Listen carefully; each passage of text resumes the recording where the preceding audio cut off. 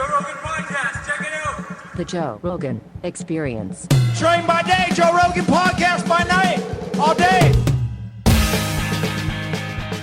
Good to see you again, my friend. Man, been a long time. It's been, like 9 years. Yeah, we were talking about it. Yeah. It's been a while. Yeah.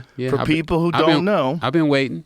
I was like, I dialed your number and it wasn't working no more. I was like, okay. I've had about 8 different numbers. He'll call me. I said, he'll call me. Yeah. For people who don't know, the real Rick Ross is not a rapper, just like your shirt says. Hey, you know who inspired that shirt? I think I did. You did. And you don't even know the whole story. What's the story? Well, after that day, you told me that I needed a shirt, right? Yeah. I was really homeless then. Really? You didn't know that part of the story. Know. Well, I didn't go around like, hey, man, I'm homeless. So I was technically homeless. I was staying in a vacant apartment, me and my old lady and my 2 kids. And when I told you that I was doing bad, you was like, man, you need a T-shirt. And, when I left the show, I was a little hot. I was like, damn, that motherfucker told me I need a T-shirt, and I'm fucked up, but he know I handle money. He know I'm a thinker. Why he didn't help me? And so I'm walking down the street downtown, and this kid come up to me, and he was like, hey, Rick, I heard you on Joe Rogan the other day. And I was like, yeah? He was like, yeah, and I got a T-shirt idea for you. I said, oh, shit, another one of those motherfuckers. And I said, what's your idea? And he said, the real Rick Ross is not a rapper. And I said, corny is a motherfucker. But I kept an open mind, and I said, okay, let's do it. The kid did it. I go to him a couple weeks later, and he give me 100 T-shirts. I sell the whole 100 the same day. Wow. And then something popped in my head and said, why don't you call Joe? That's when your number was still the same. And I called you. You called me to the show, and you put my T-shirt on. And the T-shirt went crazy. My PayPal, because I ain't saw you since then, so I never got to tell you thanks for telling me to do a T-shirt, even though I was mad at you. Why were you mad at me?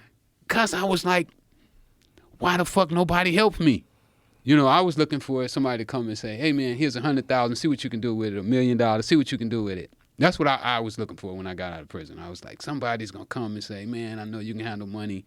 Let's do something. So I was looking for that. I was not looking for a T-shirt. But, in one of my favorite books, it might come through the back door. Don't look at the front door, look at the back door.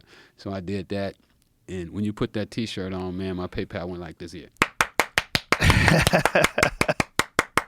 And I was like, my old lady, she was like, man, that PayPal is going crazy. I was like, that motherfucker broke. I said, go check the bank account. And she went and checked the bank account, man. It's like $18,000, $20,000 in there. And I was like, oh, my goodness, we finna get an apartment. Wow. So my whole life changed from there. From there, I took that money, and I did this. Wrote a book? I had already wrote the book. Oh, okay. I wrote the book in prison. Oh. When I had a life sentence. I wrote this book. This was kind of like my message to the world about what it takes to become a drug dealer, how you become a drug dealer. I wrote it for kids so they would know if they started to be a drug dealer, what they was going to run into. Like a how-to manual. Like a how-to manual. Because I said, nobody ever wrote a book about... Well, I look at it like this, Joe. We always talk to kids about why not to sell drugs. But why not give them all the information? And they make their own decision. Okay, you sell drugs. Yeah, you might get a big house. You might get the cars. But at the end of that rainbow is some cufflinks and a prison sentence. So I felt that... You wanted to give them all the information. I wanted to give them all the information. So I wrote this. And I brought you one as a gift. Beautiful. Thank you very much.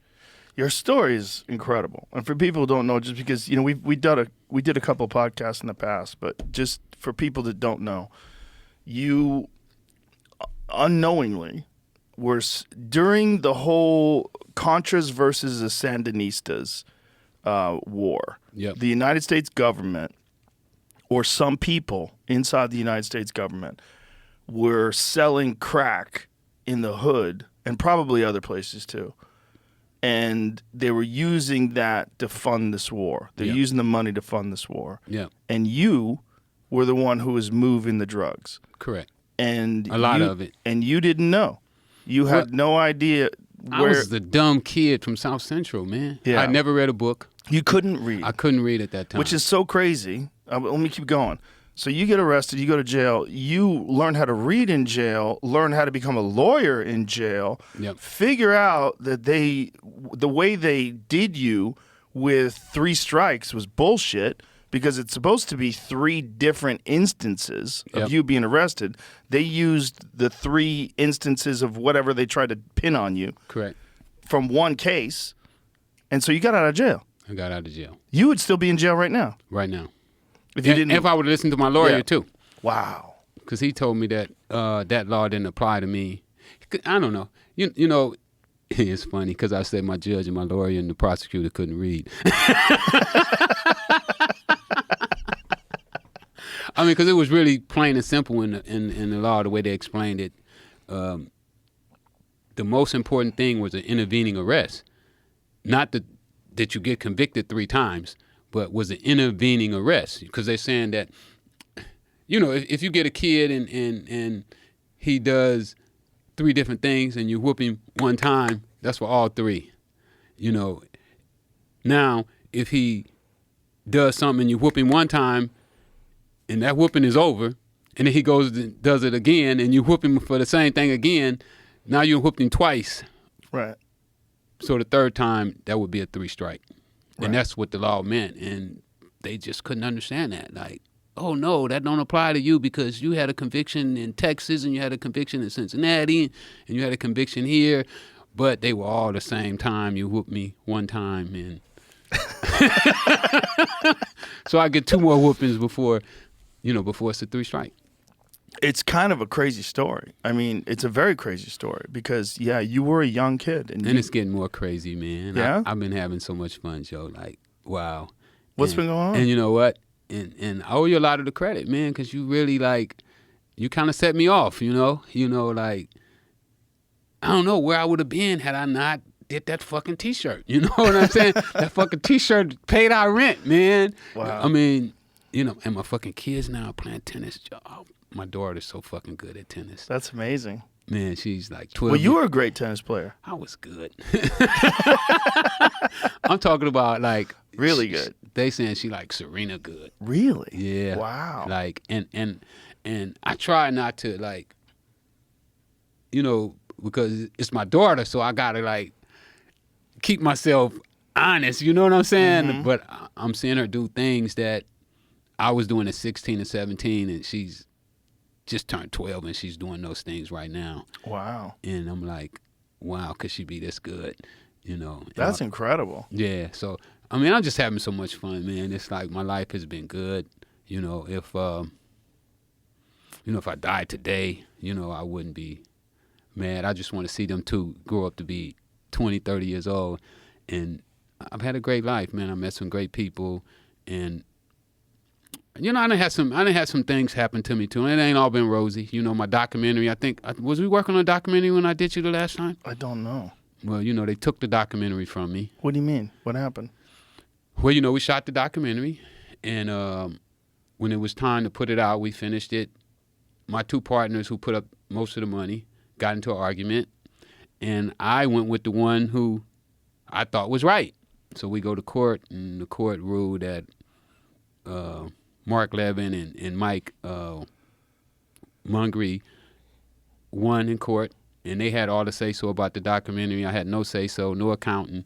So they sold the documentary to Al Jazeera, rented it to Al Jazeera, rented it to Netflix, and I got $0 out of it. Yeah. Oh, my God. The judge said I had no accounting rights, you know, no right to see how much money was being made.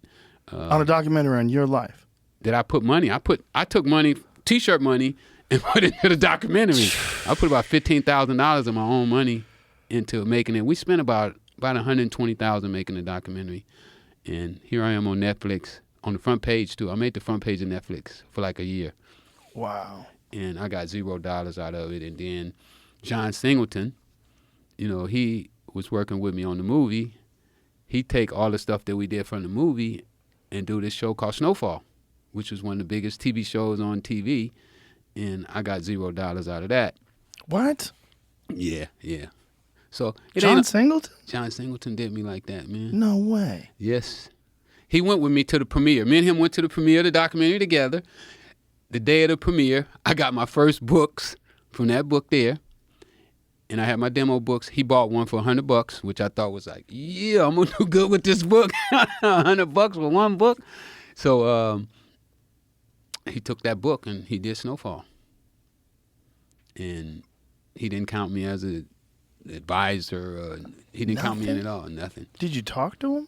I saw him one time. He changed his number, and I saw him one time about 8 months before he died, and he was like, man, I owe you money. But, he was in South Central L.A., in the wrong area. And so he finally... He probably said that just to get the fuck out.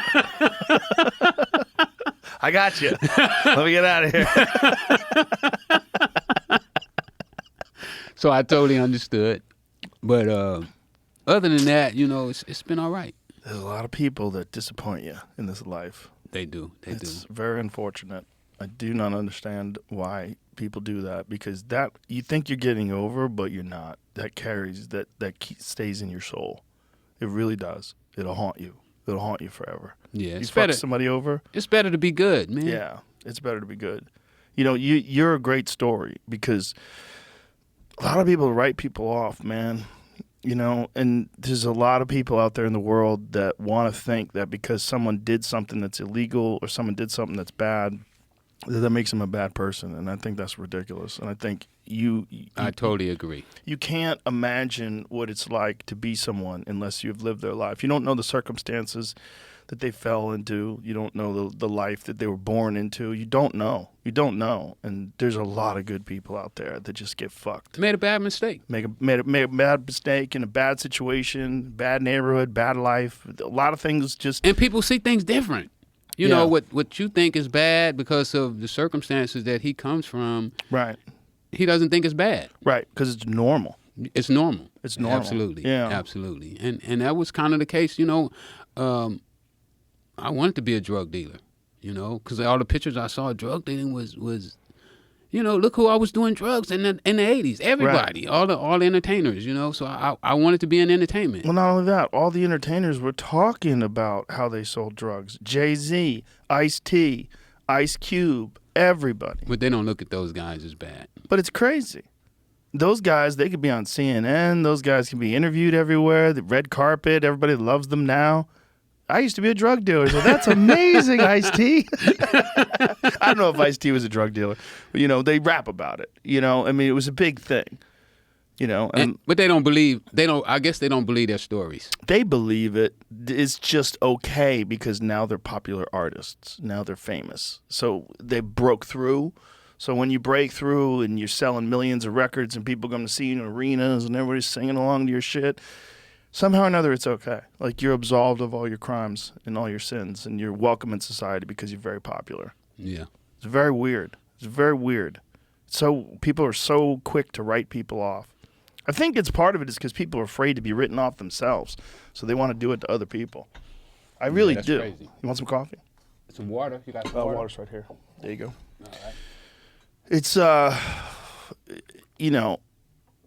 it's funny. We've done a lot of work with this guy Josh Dubin, who used to work with the Innocence Project, and we just through this podcast have gotten people out of jail that were wrongly convicted. A bunch of people. Yeah. And then we had one dude on who wasn't wrongly convicted, but he got convicted for 50 years for pistol whipping somebody, a drug dealer who owed him money. Someone who stole money from him, pistol whipped this dude, wound up going to jail for 50 years. Gets out. They reduced his sentence to 25 years. Josh brought him in to show someone who can be rehabilitated. A month later, he gets out, cuts some dude's head off, and gets caught. Gets caught on security camera with a blonde wig on. Like, the whole thing was so crazy. But the dude was, we were hanging out with that guy that day. Took him to the comedy club that night. It's like, It doesn't always work out. And then also, the system itself, once you're inside, once you're a part of the system, man, that can fuck you up. You do 25, how many years did you do in there? I did 20 years and 3 months. Wow. Yeah, so the system is, and you're absolutely correct, the system can either make you or break you. I was mad when I first went to jail, but then, I started analyzing my life, and, I wanted to know how I got there. What are you doing here? This wasn't part of the plan. Right. Right. And I just figured I made some bad turns. I listened to some people that, for the most part, loved me to death, would have died with me, and they gave me what they had to give me, and what they had to give me was the drug game. Yeah. It's just so crazy that you were connected to this enormous story with Oliver North and Ronald Reagan. Ronald Reagan had to testify about it. The whole thing was really insane. It was an insane cultural moment, because I remember, I was young at the time. I remember watching it all play out on TV and seeing how this insane story was playing out, that they were selling drugs. What? The government was involved in the drug game so that they could When Gary Webb came and told us about this, I could not believe it. No, not Ricky Ross. You're talking about Ricky Ross, right? The guy who couldn't read in school, the guy who couldn't get out of high school, who was pretty good at tennis, but he couldn't make it in tennis. You know what I'm saying? Now you're telling me that he was working with the White House, with Oliver North and George Bush and Ronald Reagan, and crazy. And then the CIA come to my cell, and Maxine Waters come to my cell, and what? All these people? It's just like, for me, it was unbelievable. But even when I first went to jail, before all of the stuff hit the fan, one of the guys that went to elementary school with me, he came up and he said, "Man, I heard the stories, but I couldn't believe it was you. You was the poorest kid in the school. Like, you and your brothers used to change pants, and you had holes in your tennis shoes, and you used to put tennis balls on your shoes so your feet wouldn't be on the ground. And that was really you." And I was like, "Yeah." He was like, "Man, you used to make millions of dollars." So it was one of those stories that, you really had to see it to believe it. We had Michael Rupert on the podcast back when he was alive. Michael Rupert was the cop that... I knew Michael. Yeah. Michael testified on C-SPAN. He was at one of those C-SPAN hearings and testified that he witnessed the CIA selling drugs in South Central Los Angeles. It is one of the craziest videos. Michael was courageous. I read his book. Yeah. Which one? I don't remember. It was so long ago. Crossing the Rubicon? Yeah. Yeah, he wrote that, and then he did that movie, documentary, Collapse, that scared the shit out of people. Did you ever see that movie? I didn't see the movie. The movie was just him sitting there, chain smoking, sitting in a chair, explaining how the whole system was going to fall apart. Wind up not being correct. Yeah. But it was mostly about oil. And mostly about the way the economy is run and the way our government is, the way everything's structured, that we are on the verge of collapse. And he was telling people back then, like, you better get ready. You better get ready for everything to fall apart. Well, I mean, if you go on the streets right now and you see the homeless problem that we having around the country, because I travel the whole country now. I'm doing motivational speaking, and so I'm working with different homeless organizations. One of the main ones I'm working with is out of Oakland, Lulu House. And they're helping homeless people get off the streets. It is so bad out here, man. I mean, it's like... worse than ever. Like some of these places that we go, and I would be afraid to go there without a gun. And it's like a third world country. It's like a jungle. They got cardboard boxes and crates and tents and makeshift shanty towns, plastic, and it's like miles of these places. And Oakland is Oakland's crazy. Oakland is terrible. It's so crazy. I watched a video about it the other day where these people were driving. They were documenting it and driving down Oakland, down the worst areas where these people have these shanty towns set up, these tent towns set up, and it's just open air drugs and violence and no police presence and no help and no nothing. And this is in America. And this is why we have $175 billion to send overseas to help them, help people in Ukraine, help people in Israel. We don't have anything to clean this problem up, this massive problem. And all those people out there are wasted potential. All of them. All of them. Who knows how many of those people, if they had a little bit of help, if they got the right counseling, they got the right this, the right that, they started to get a path towards a good life, they could turn it around. I mean, look, I was like that. Yes. You know, I was one of those people 8-9 years ago, just out of prison. And Joe, you know, when I was in prison, I read over 300 books while I was in prison because I didn't want to come out and get into the same thing that put me in jail. So what I wanted to do, I never had a job. You know, I never had a job. Right now today, I've never had, I mean, you know, I get paid for doing speaking engagements and stuff, but I'm saying I've never had a job where I punch a clock or I had to fill out an application, none of that stuff, because I couldn't fill out an application before I went to prison.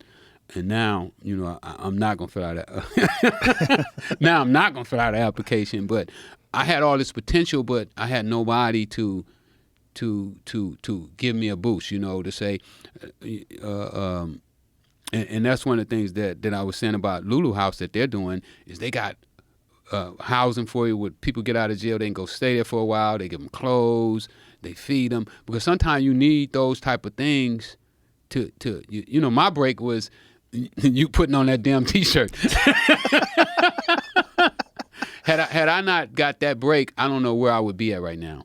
And you know, I wasn't gonna sit around and let my kids be hungry. You know, I had two new babies. You know I had two new babies when we did that show? I don't remember. Yeah, I had two new babies. Wow. I had because my kids right now they're 13 and 12. So at that time they probably was like 3, maybe 4. Right. 4. Yeah. Like 3 years old, 2 years old. So they was really new. So me getting that money coming in was like heaven sent. You know, like yes, you know, I got a way to get me some traction now. But without that kind of traction, you know, and most of those people, they're not gonna have the opportunity to do a T-shirt for themselves. So, you know, we need to set up programs where these people can get a fresh start. Yeah, and that can be done. It could be done. You know, it's funny. We asked AI. We had a episode here where we were talking to ChatGPT. Have you done any of that? You messed around with ChatGPT or AI or anything like that? It's kind of scary. Yeah, kind of scary. Yeah, it's. I think we're real close to it being like a life form. We're real close to there being an artificial life form that's more intelligent than human beings that we've created. But we asked it, like, how would you solve the crime problem? How would you solve the homelessness and all the situations? And it basically laid out this plan. And one of the things would be re-energizing communities and helping, taking places like these shanty towns in Oakland, set up community centers, police presence, do something to stop the crime, do something to try to educate people, do something, community centers to give people a trade, a craft, something where they can move forward. There's a place out here, Loaves and Fishes, right? Is that what it's called? We actually went to the house yesterday. There's a community that they have here. I think it's called Community First. Hold on a second. I'm going to find out real quick. Yeah. We went there yesterday. I took my family there yesterday. And Community First Village is this thing that my friend Alan Graham has put together. And he's got, right now, I think he's at like 1,000 acres, and they build homes for these people. They have all these programs for these people. They have gardens. These people are making art and selling it. This one woman made a chess set. She sold it for $10,000. These people are incredible artists. There's a lot of creative, interesting people that just don't know what to do or where to turn, and they've been doing drugs their whole life. They're all fucked up, and they're homeless, and they've got records, and they don't know what to do. Yeah. And he's helping them, and he's helping them in a really beautiful way. And it can be done. Well, I'd like to connect with him. I will connect you with him. Yeah, definitely. Yeah, because that's the kind of stuff that I want to do. I believe that we got to give people a second chance, a third chance. I mean, I don't believe that we should be playing baseball with our lives, with other people. I mean, right, 3 strikes are out. I mean, right. if it was your brother, right? If it was your Right. brother, would he only get 3 strikes? Of course, right, exactly. If your brother was on drugs, would you say throw him in jail for the rest of his life? If it was your kid. And everybody should be your brother. All these people are just us. It's just us living different lives. Yeah. It's just us with different circumstances, and different things went wrong, and different people around you giving you bad advice, different bad influences, different everything. And for one of the things that drives me crazy is the pull yourself up by your bootstrap shit. Like, shut the fuck up. People don't even have boots. Like, what are you talking about? That's so crazy. Like, you're supposed to do it yourself. People can't read. They don't know where to go. They don't have no positive influences. And we don't spend any money on that. I've always said, if you want to make America great again, you really want to make America great, have less losers. How do you have less losers? Give more people a chance. You're never going to have equal outcomes because some people work harder, some people are smarter, some people are luckier. There's a lot of factors. Correct. But what you can have is change the amount of opportunity that people have, because some people have zero opportunity. They have nothing. And if you give more people opportunity and more people help, you'll have more winners. You'll have more people successfully living in society, contributing, and everything gets better. Everybody rises up. When people see other people win, they can duplicate that. Yes. The rising tide. They can duplicate a win. Because, I mean, I keep going back to me, having the opportunity to do this T-shirt. I had no clue to do a T-shirt. I wasn't thinking about doing no T-shirt. That was not in my plan to do no T-shirt, So sometimes they just need that little boost. Yeah. The little vision, from somebody else that's actually out here. Because when I came home, I had no idea what the world was. Everybody had cell phones, Right. I mean, they on computers, and I'm like, I'm like a fish out of water. I don't understand this. I didn't even know my way around South Central for a while. It took me a while just to, to get back knowing the streets and the avenues, because so much stuff changed in 20 years. So we give people all this time in prison, and like you say, someone was on drugs or whatever, and we gotta set up a system where they can readjust. Most people go back to prison within the first 3 or 4 months. Yeah. They don't know what to do. No, they don't know. I know people that went back to jail on purpose because the outside world was too confusing and scary for them, and they'd rather have the structure of being inside. They're like, at least I get food. At least I know where I'm sleeping. Yeah, they make it real easy for you in jail. They wash your clothes, turn the lights on for you. The shower comes on, they give you soap, toothpaste. Might be cheap. Yeah. Might be some cheap shit, but what is it like finding out that you were a part of this enormous thing that was going on overseas? Shocking. I mean, amazing. First, you have to come to, for me, I had to come to realization that I was really a part of that. Let's tell people the scale. Let's talk about the money, the numbers that you were moving, because it was crazy. At my height, from 84 to 86, I was doing at least $1 million every day, and then I had days I'd do as much as $3 million. Say, for instance, like the first of the month, which was my busiest days. The first was like crazy busy. I would do $3 million that day. Jesus. The second, I might do $2.5 million. The third, I might do $1.5 million, and then after that'd be $1 million every day. And then the 15th, it would spike back up, maybe $3 million, maybe $2.5 million, and then it would start decreasing again. And what did you do with the money? Buy houses, businesses. When I started selling drugs, because I wanted to create businesses for me and my friends. We couldn't get jobs. Nobody would hire us. So what I figured, okay, start your own business. Why not open up your own business? So drugs, I couldn't go to the bank and borrow money. South Central was redlined at that time. They wasn't loaning money on houses or nothing in South Central at that time. We was totally redlined. Not like it is right now. South Central is one of the hottest properties in the country. where if you got a house there, you can borrow money on it. They buying them. But at that time, it was redline. So I didn't have any way to get money, and drugs looked like a viable source of raising money. So it was totally baffling to me to find out. Well, I never thought that I didn't know what $1 million was when I first started. You know, like when I started selling drugs, probably the most money I'd ever saw was probably like $200, $300 at one time. How quick did it come? Well, it took a little while. It took a few months.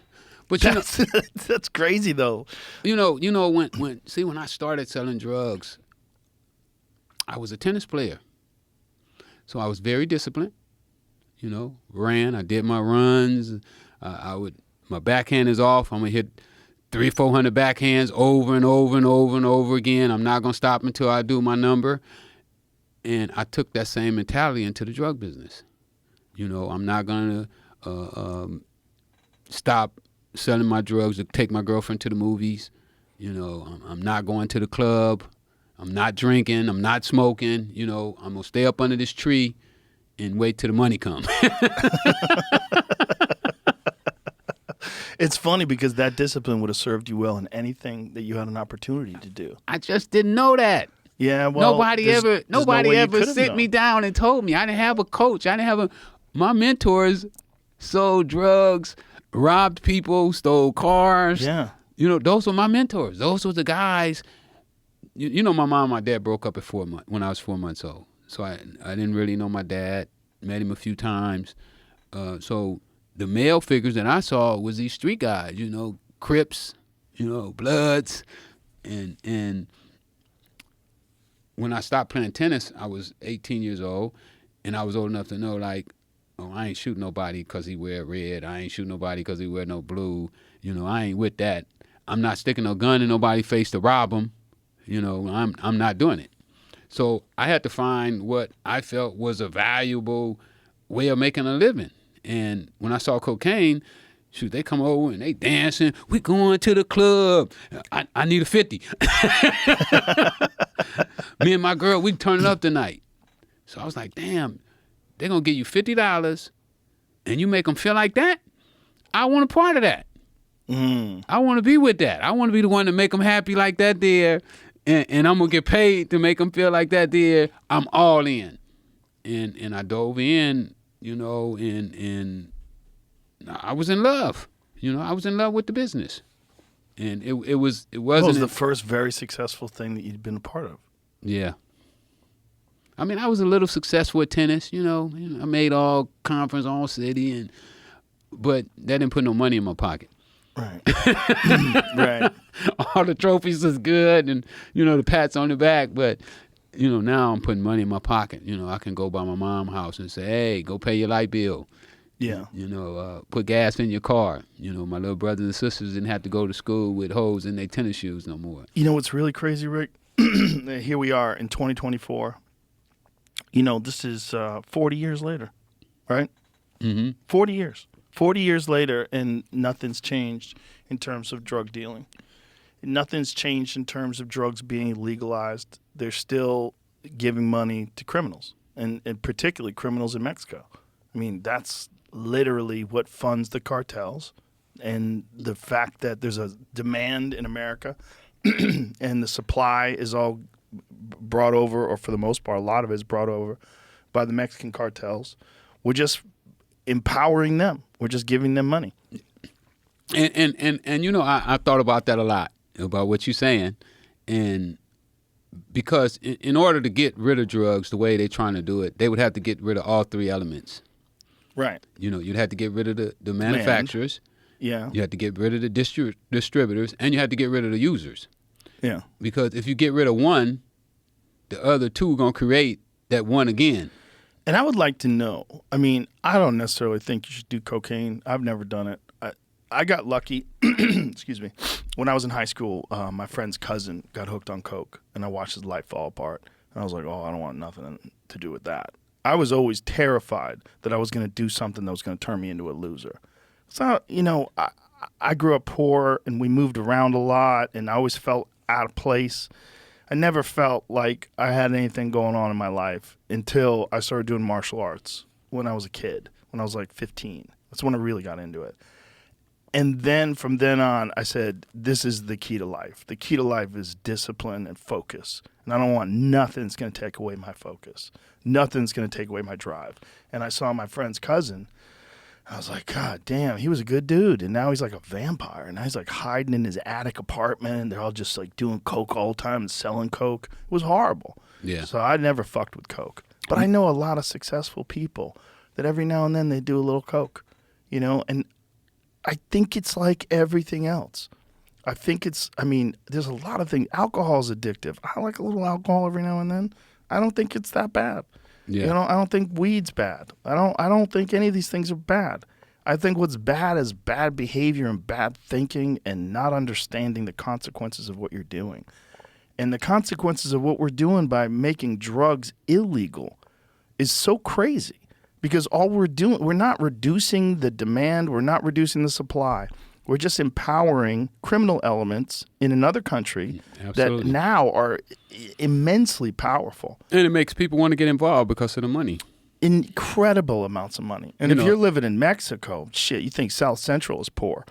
You know, try being born in these places where you live in these houses with no windows and dirt floors, and you see some dude driving by in a fucking beautiful car, you know, with a gold-plated gun, and that's El Jefe, and that's the dude. That's who you look up to. That's who you want to be, and we're empowering that.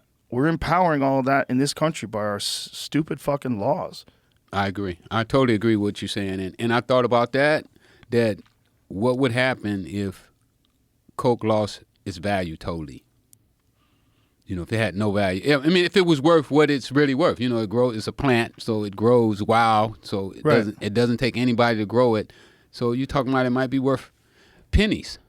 But it's the value that we create that attracts people to coke. And it's also making it illegal, so it's difficult to get. Making it illegal creates a value. Yeah. Because if it wasn't illegal, people would just let it sit there, or they would traffic it, and then it wouldn't be worth, it wouldn't be worth hauling because everybody would have it. And the way I see it, that if it loses its value, most people that I saw get started with coke start off selling.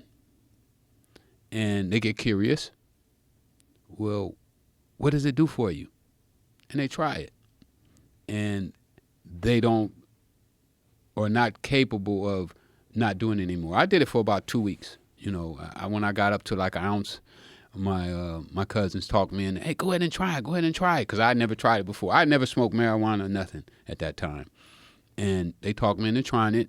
And when I looked up, I had like $300. I had about $9,000 worth of coke, and when we finished, I had $300. So what I realized is that they had tricked me into getting started so that they could get high. Because they didn't have any money. So I vowed that day when I finally cleared my head up, I said, you know what, I'm never doing it again. And I never done coke again.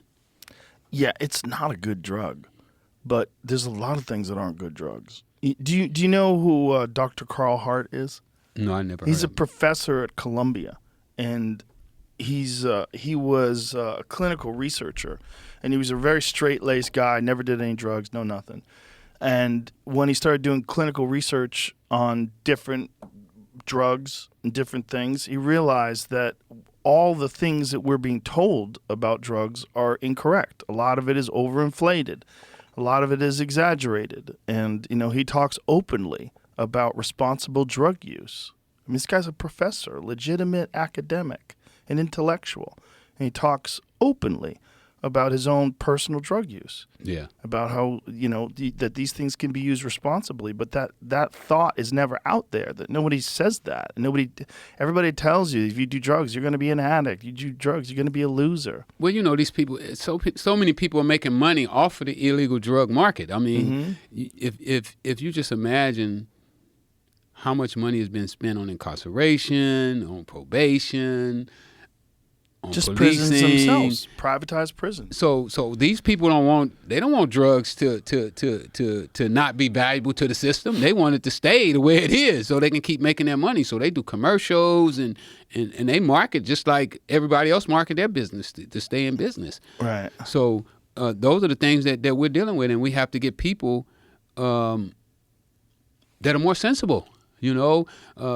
When I got home and found out that marijuana was legal, it was like, wow, finally we're waking up, That was just 2016 though in California, where it's made legal. Well, when I got medically it was legal when I got home. Right. Yeah, it was medically legal in the 90s. Yeah. I mean, I got a card. I get headaches, right? No, hey, you were smoking when I was on the show. You don't remember? Yeah. And that leads me to. Uh-oh, you're in the business? I'm in the business. Well, you know what's interesting is there's I bought you some gifts. Oh, what do you got here? These are my new strains. All right. Rick Ross has got strains. I got a dispensary. You do? I got a dispensary. Where? I'm a legal marijuana dealer. The state's. That's incredible. That's I told you we've been gone a long time, man. Wow, that's great to hear, though, man. Look, I'm a big fan of that. And in Texas, it's illegal, but you can get this stuff called Delta 9 THC that's legal, and apparently it's legal federally. So you can just get that. It's very. The whole thing's very strange. It's like there's worse things in this world than marijuana. Absolutely. Oh my God, marijuana makes people calmer, makes people funnier. Make you go to sleep. I can Makes you go to sleep. I can Yeah. get some sleep. It makes people more sensitive to other people. It really makes you more compassionate. It does a lot of things for you. Oh man, when I went to my first, because it all goes back to, I go to my first, when I get off parole, it's just crazy, right? They having a high time event in LA the day I get off parole. High times? High time event. The day I get off parole, so my boy from Cincinnati, he flying out to L.A. So he flies out to L.A., he comes by the house, he's like, man, you off parole, let's go celebrate. And I was like, cool, where we going? He's like, man, they having a high time event come. And I was like, oh, no, I don't want to get with that drug stuff, man. Because, I'm still, even though I've been through all I've been through, I'm still under this impression that they have been instilling in us, oh, well, marijuana is a gateway drug. Right. So I'm still tripping off of that. So I was like, oh, man, I don't want to go out there. I start selling marijuana or get involved with the marijuana. Next thing you know, I'll be back doing coke. Because I understood that I'm an addict. I was an addict to selling cocaine. I mean, if I had a problem, my old lady start arguing, I just go sell some coke. Well, it's a success, right? So that made me feel better. Yeah, you're selling a lot. You're making a lot of money. And I felt better. Why wouldn't you be addicted to that? I forget about your friend in the hospital sick. Well, I'm selling cocaine. Right. So now I forgot about him being sick. So coke had become like a crutch to me, where anything that went wrong for me, coke made it better. I mean, like the commercials, everything goes better with coke. Which used to be made with coke, which is crazy. So it had become like a crutch to me. And when I was going to the high time event, I was scared of that happening. And he was like, man, I bet you sell a lot of books and T-shirts. I said, oh, let's go. I bet you did. Man, I found myself out there. Man, those people treated me so good. I was like, what the fuck? I want to be in this community. And after that day, I've been chasing the marijuana business. And in 2016, when they changed the law, I went there and they, first they didn't want convicted felons to work in the industry. Right. I was like, what the fuck? How you guys gonna say that? And we the ones made it where the industry is legal now. had the people not go to jail for selling marijuana, you never would have thought about legalizing it. Right. And they had me to argue to city council. Wow. That issue. That's crazy. So I got to argue the issue, and they broke down, and now everybody around the country adopted that philosophy, and they're putting convicted felons in the front of the line. That's incredible. The federal government is reducing it to a Schedule 3 now. Yeah, they should just totally legalize 100%. But at least it's a Schedule 3, which is, what's also listed in Schedule 3? Cocaine might be actually. It's like medically. Well, it's medically. Do you know that Coca-Cola is one of the largest importers of coca leaves? the coca leaves still flavor Coca-Cola. I didn't know that. And that there's a plant that supplies Coca-Cola. There's a plant that takes the cocaine out of the coca leaves, creates this flavonoids, these flavors that's why Coke tastes better than Pepsi. Sorry, Pepsi. there's this, if you're a Coke fan, there's like the flavor that Coke has is flavored partially at least by cocaine. Coke is Schedule 2. Interesting. Schedule 3 would be like, it says ketamine, testosterone, anabolic steroids, codeine. Oh, mild Some shit. sort of, yeah. Well, Some sort of- codeine ain't even that mild. That's interesting. Tylenol with codeine. Products that are less than 90 milligrams. of Okay. codeine. So then that's where marijuana is going to be, which is still ridiculous. What schedule's Ambien? That shit's fucking scary. What schedule's Adderall? What's Adderall? Well, it just said it right there, Jamie. Yeah. If you click on what schedule's Adderall, right above? What schedule I drug is see, I see, Adderall? I see. Yeah. 2. Schedule 2. That stuff is fucking crazy. I know a lot of Ambien's people hooked on that. 4. Schedule 4. Less. That's funny. Xanax. Xanax is 4. I know a lot of people have been fucked up by Xanax. Valium. I know a lot of people that have been fucked up by Valium. Fucked up by Valium. Yeah. And then that stuff is less illegal Man. than marijuana. It's crazy. We're so silly. I mean, it's a little baby steps towards legalization. You know, that's one thing that California has above Texas for sure is the legalization of marijuana. It should be But legal federal law. They tax the shit out of us in California. I man. wish they did, and I wish they did something good with it. I wish they took those taxes and cleaned up Oakland. I wish they did. They give it to the police department.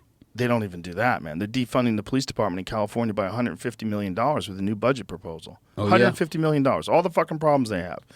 And they're defunding. What they should do, if you want to look, if you want to tax it, like you're making plenty of money, I'm sure. A lot of people want to buy weed. Take that money and fix the fucking problems. Use that money. Use that money to fix the problems. Stop with all the bureaucracy. Stop with all these fucking useless people that are getting paid for these like the homeless programs in Los Angeles. It's just a scam. It's just a bunch of people making money, some of them upwards of $250,000 a year to fix the homeless problem. And they're not doing jack shit. Yeah, I could fix the homeless problem in a couple months. You think so? Absolutely. Just go out and build some nice houses and let them stay there. And tell them they don't have to fill out the application. You know, most of the people that's homeless, they can't the applications, you know, when you run their credit is fucked. Right. You know, they didn't pay a light bill, a phone bill, and taxes, whatever, you know, so their credit is fucked up and I mean, the problem can be solved, you know, but it got to be somebody who say, you know what, we're going to throw a few, maybe 50 million, 100 million into building some low-income houses that we also going to have some treatments, you know, where people get treated, where they get job training.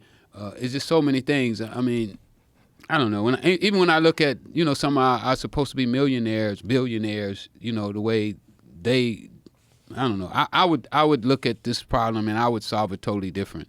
Because even though I like making money, I'm not like typical people. They get the money and they want to harness it and they just want it for themselves so that they can look down on everybody else. I don't think money's supposed to be used like that. I think money is supposed to be put back into the community where the community can rejuvenate and the money circulates into the community. And that makes everything better for everybody. Absolutely. Yeah. You don't want to be the only one who's doing well. No. That's not a good place to be in life. Well, you know, a lot of people are like that, you know. They're fools. It's just a foolish way of when thinking. We look at the way, you know, the situation with Puff Daddy, you know. He had money, so he treated everybody else like shit, you know, like, you know, lick a tampon, you know, like, what the fuck? What kind of crazy motherfucker would want somebody to lick a tampon? Yeah. You know, I mean, that's how you get your kicks. You know, I would get my kick by seeing somebody do good. Like, look at that motherfucker, he's doing good. That's a good kick. That's my motherfucking boy. Yeah. You know, that's a good kick. I like that kick. Yeah, me too. Some people get a kick off of degrading people. They get a kick off of being the most powerful person. Yeah. You know, and that's an evil inclination that is built into humanity for some reason. There's always been that impulse for some people to do that. It's very unfortunate. I think power, you can hide your power. You don't even have to show it. You know? Yeah. You can be powerful and nobody even know you're powerful because you don't have to use it. Yeah. That's when you're really powerful, when you don't have to use it. You're like, shit, I'm so powerful, don't nobody even make me use it. Yeah, and you're using your power for good. Yeah. It's, I mean, there's a lot of people with some good ideas in this world, and I think there's a lot of people that are very down on the future. I don't think that helps anybody. I think there's a real possibility that we come out of this better. It's just we have to think right and act right. And then sometimes you got to go to the bottom. They say one of the books I read, it said that the end of the storm starts at the worst. When you get to the worst, and if you can bear the worst, that's the beginning of the end. That's the beginning of the end. Yeah. So we got to go through the worst. Everybody buckle up and I think that has to happen too. I really do. I think people have to see things fall apart before they realize, like, oh, we had it good, and we didn't even realize we had it good. Yeah. And now we're fucked, and now we have to we have to turn this shit around. We've been going the wrong way. We've been going the wrong way for sure, but we've been led the wrong way, and we've been led the wrong way by people like what we were just talking about before, that use their power to subjugate others, to keep everybody else down. And then we got all these old motherfuckers who've been running things for too long. Like, why do you stay in the Senate and Congress for 30 years? Did you ever look at the founding fathers, how young they were? I haven't. It's crazy. One of them was 18. One of them was 21. These are the people that started the Declaration of Independence. They signed it. These are the people that were the founding fathers of this experiment in self-government that you and I both live in. They were young as fuck, man. Yeah. Now you look at the people that are in Congress now. You look at people like, like the president. He can't even form a sentence. He doesn't know the difference between Iraq and Afghanistan when he's talking to foreign leaders. He's out of it. Yeah. He's too old. Yeah. He's too old. And then, Mitch McConnell, he just locks up when he's talking to people. It's like, he's too old. He shouldn't be doing that. He's not trying to make the world a better place. He's just trying to not let go of his position of power. And that's with a lot of them. And they get there through years and years and years of being deeply embedded into the system. And they know how to work it. And next thing you know, they're the top dog. I think they all should go spend a couple of days in jail, Wouldn't be bad. Yeah, just go sit there for a couple of weeks, and then see what it's like. Go in the ghetto, go in the homeless camp, let them live in the homeless camp for a week. Eat the food that they eat, and then you really become an American. I think if you're not experiencing real life, then you don't know what real life is. Right. If you don't see it, you don't touch it.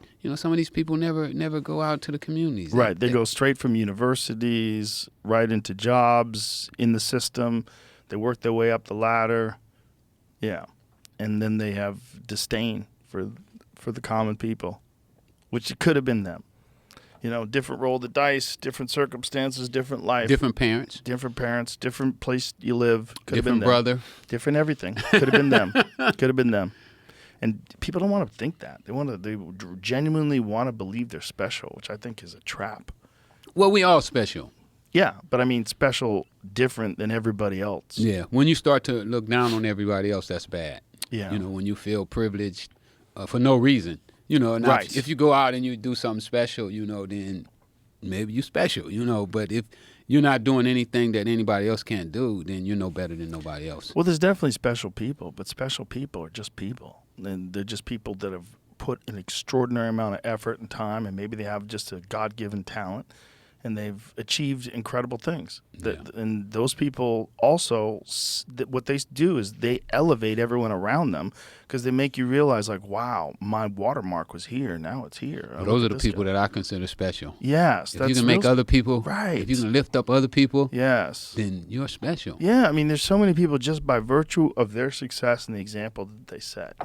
They change the course of so many people's lives because they look to those people for inspiration, and it gives them the energy to go out and do things. Yes.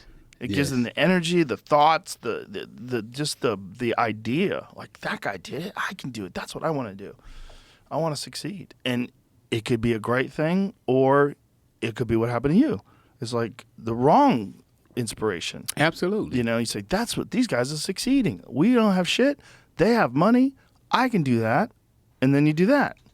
But, that could be, in your case, it turned out to not be good, but in other people's cases, in different things with different examples of people that are succeeding. Like, you could have done what you did in the drug game if you had better opportunities in fucking anything. I agree. And it's genuinely, it's the discipline of an athlete, which is an extraordinary discipline. The discipline to force yourself to do things you don't want to do. You develop that ability and the ability to like really hone in and focus and have drive and a work ethic. That translates to everything. Everything. You just got to find a different thing to do. Yeah, yeah. And now with the internet, it makes it better, but we got to get people to where they understand that they should try to do it. Right. You know, because once you get beat down, you feel like, why should I try?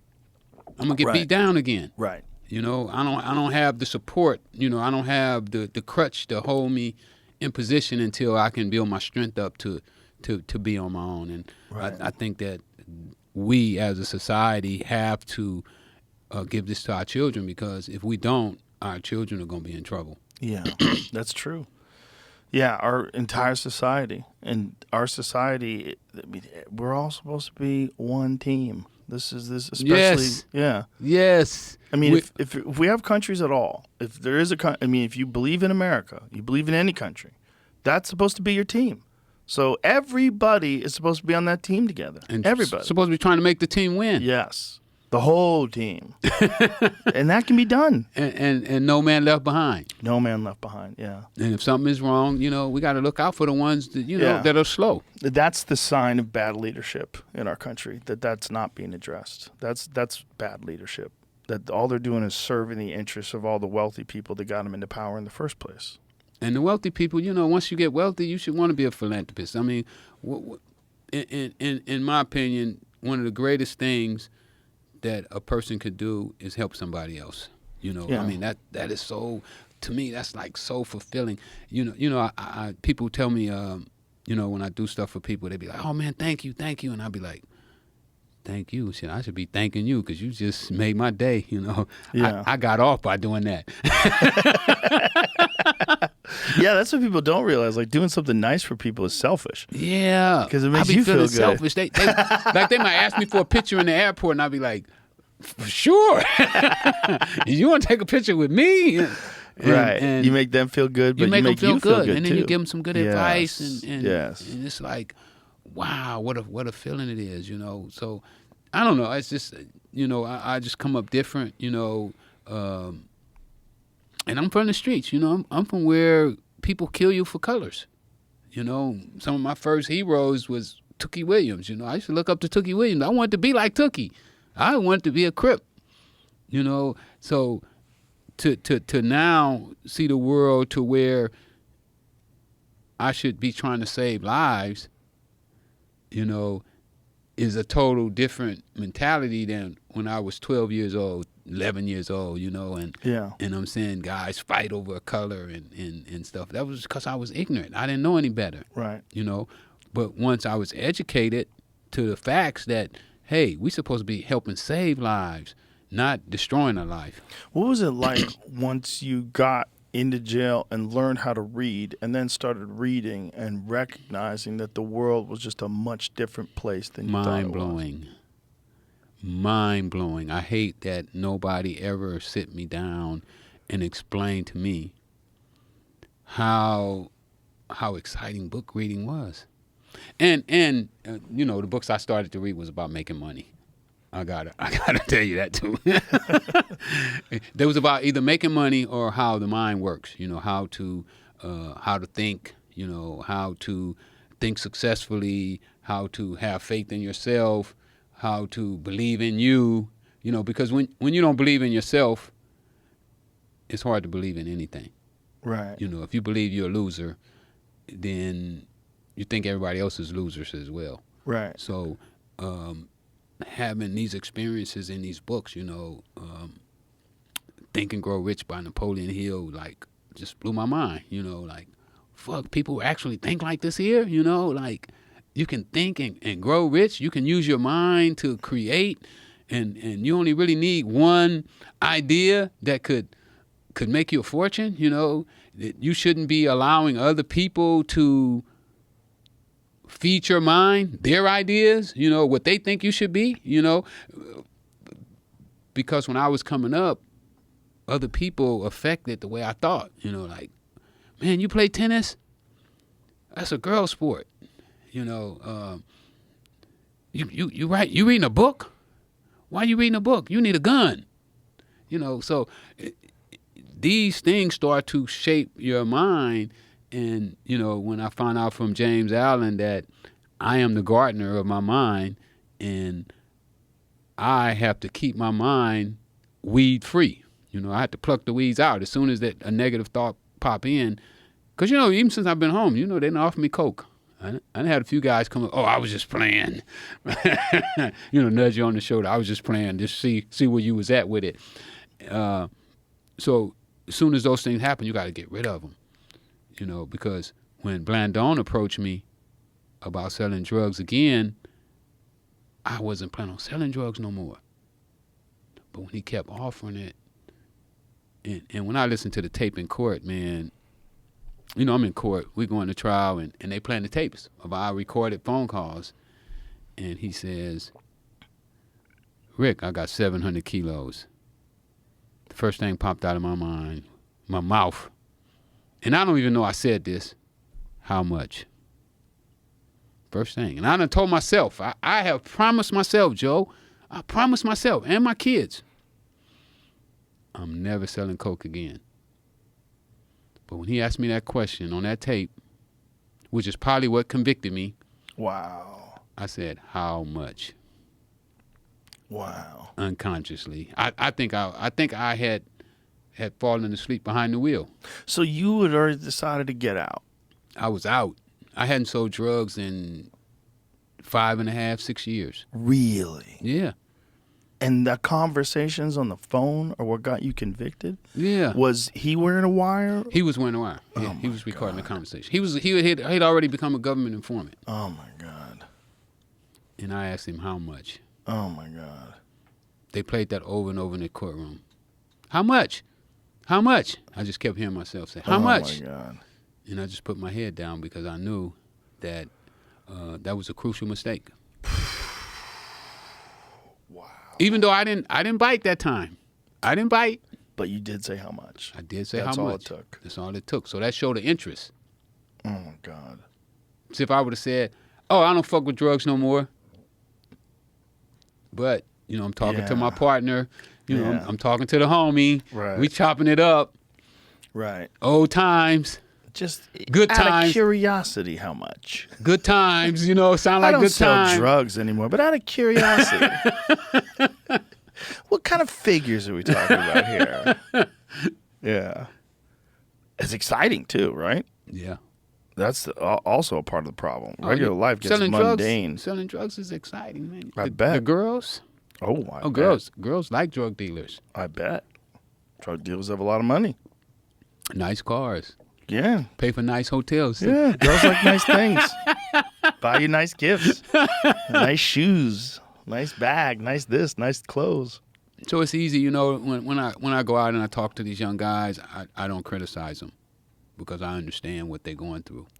And I understand that if we don't replace the drug with something else, don't even ask them to quit. Right. Why? Why would you ask somebody not to feed their kids, you know, not to be able to buy their girlfriends the shoes she wants? And, you know, we have to come up with things. Because, you know, most of the manufacturing jobs are overseas. Right. You know, we don't make anything in America anymore. Very little. Very know? little. Yeah, that how crazy is that? Who the fuck didn't see that coming? That was going to ruin everything. Huh. Just have people in other countries that are extremely poor work for almost nothing. It's weird, man. We're a goofy culture. And we have so much information. It's not like the solution's impossible to solve. Oh, no, we can fix it. Yeah. We can fix it. But we got to start. Yeah. Right where we at. You know, we gotta put our hands down, our feet down, and say, you know what, we're gonna make a stance. And you know, that's what I believe. You start with what you got, where you at. You know, so many people want things to be perfect. No, it ain't gonna be perfect. You know, you might have to go through a little something. You might have to miss a couple meals, but this is what it's going to take. Yeah. It's just hard if someone's already making a lot of money doing something illegal. It's very hard to tell them you're going to make way less money and you're going to work way harder and you're not going to enjoy it, but it's going to be legal. That's a very hard sell. Very hard sell. It is. But we got to put people first. We got to learn. I mean, we got to stop being stupid. Yeah. And I believe when we don't put people first, we're being stupid.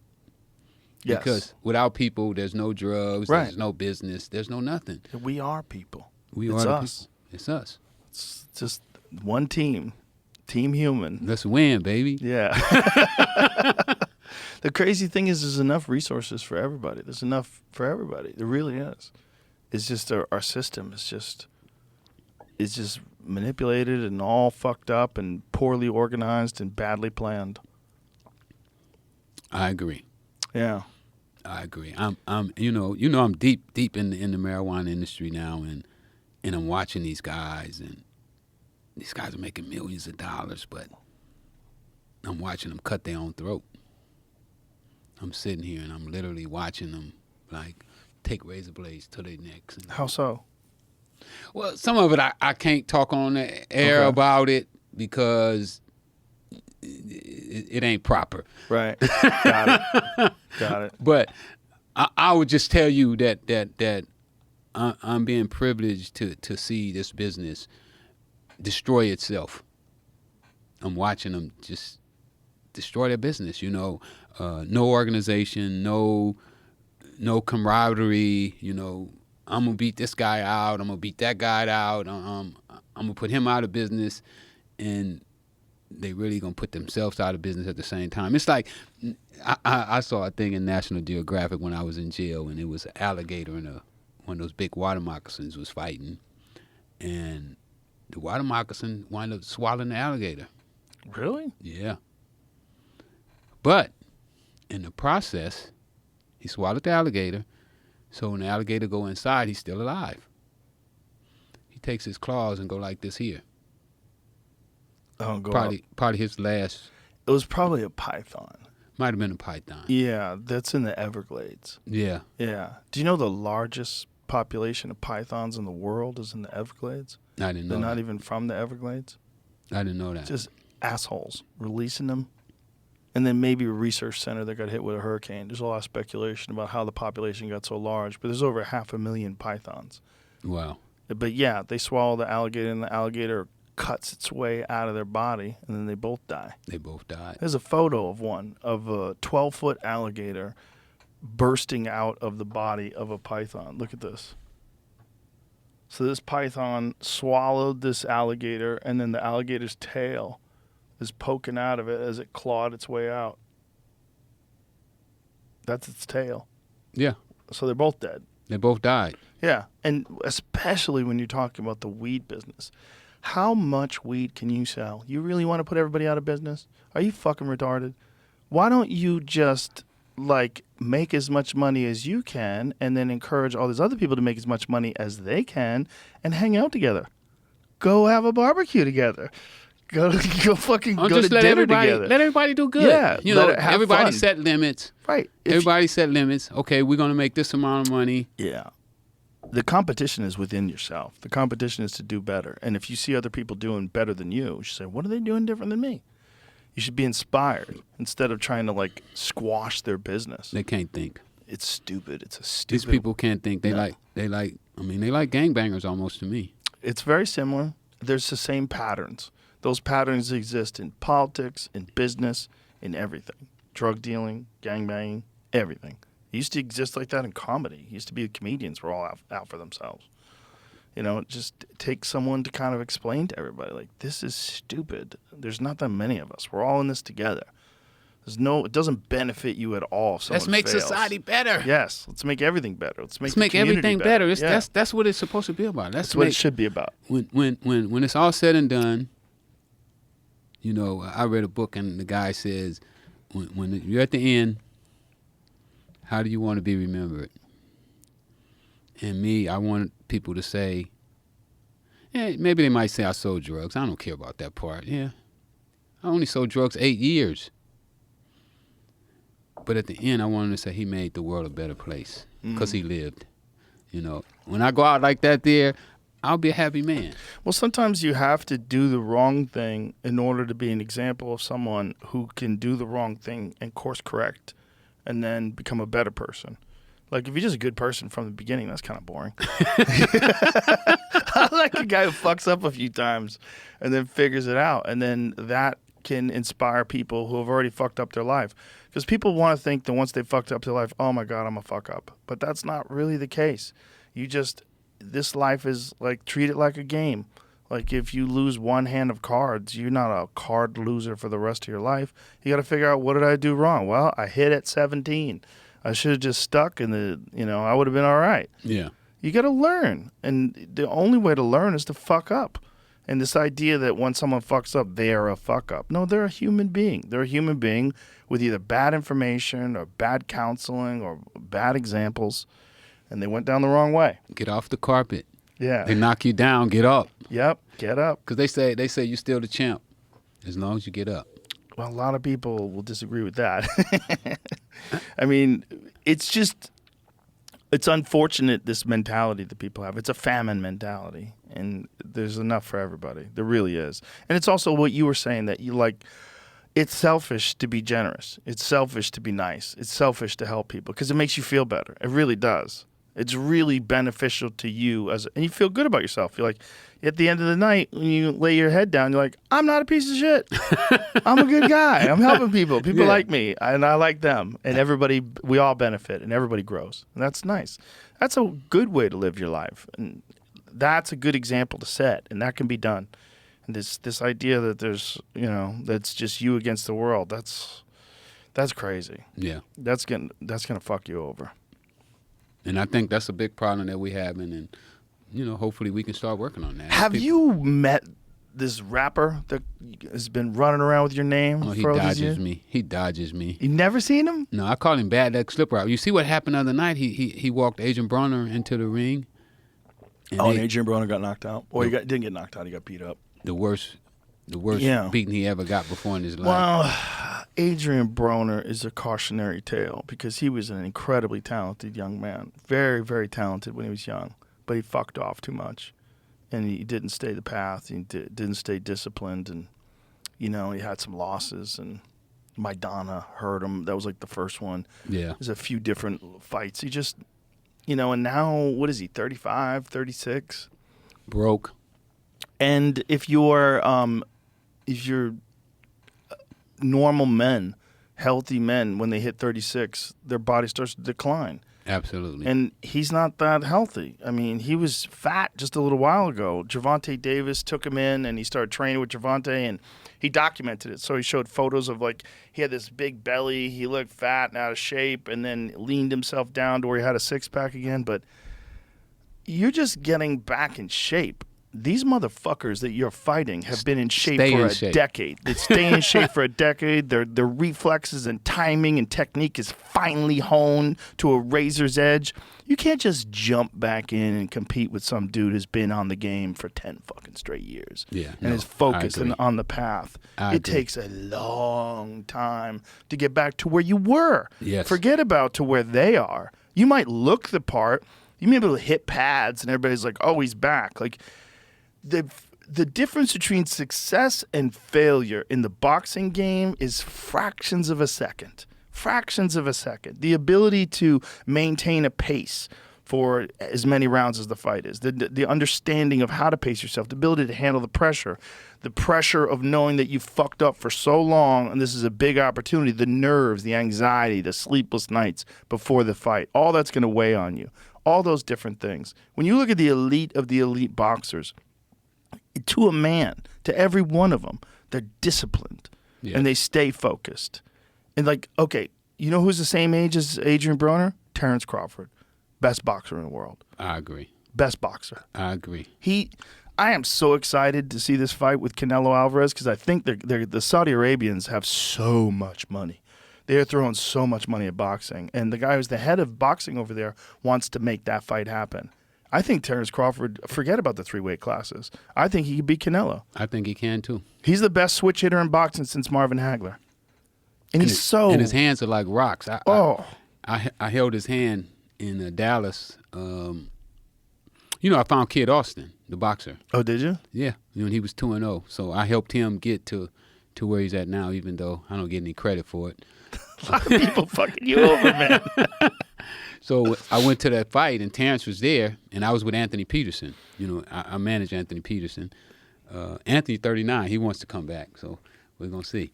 But Anthony deals with it a little different. Anthony stays in shape, sparring. But anyway, I held Terrence's hand, and they so damn big, and they like a sack of rocks. I was like, damn, this dude's hands are like rocks. So I'm taking Terrence in that fight as well. I took him in the Earl Spence fight too. Yeah, I thought Earl Spence. Well, first of all, Earl Spence, that car accident is crazy. If you watch that car accident, nobody comes out of a car accident like that not damaged. He had to get brain damage from that car accident. That car flipped. He got thrown out of the car. Luckily, he wasn't wearing a seatbelt, which is so crazy. It's one of the few times where someone not wearing a seatbelt saved their life. Benefited. Yeah, crazy. But that had to fuck him up. I mean, he was undefeated before that. Yeah. But you know what? Crawford's just so good anyway. And he's a different guy. He's a different guy. No parties, no drinking. No, he's clever. He's clever. He sets traps. He's not just a power striker. I mean, not that Errol Spence is not a great boxer. He's a great boxer, but I think Terrence is one of the all-time greats. He's just so slick. Like he talked about how he knew that he was going to eat a punch in order to counter, so he had to put himself in range so that he knew Errol could hit him so that he could crack him. He's like, I knew I had to gamble on this. And there's levels to the way that guy fight, the game he plays. Yeah. When he gets you hurt, you're fucked. Oh, yeah. You're fucked. Oh, yeah. You don't want to be hurt in there with him. No. He's not going to miss on opportunities. He's on that all-time greatness track, but again, he's like the same age as Adrian Broner. It's like Adrian Broner, when he was young, was crazy talented. He was so fast and so good.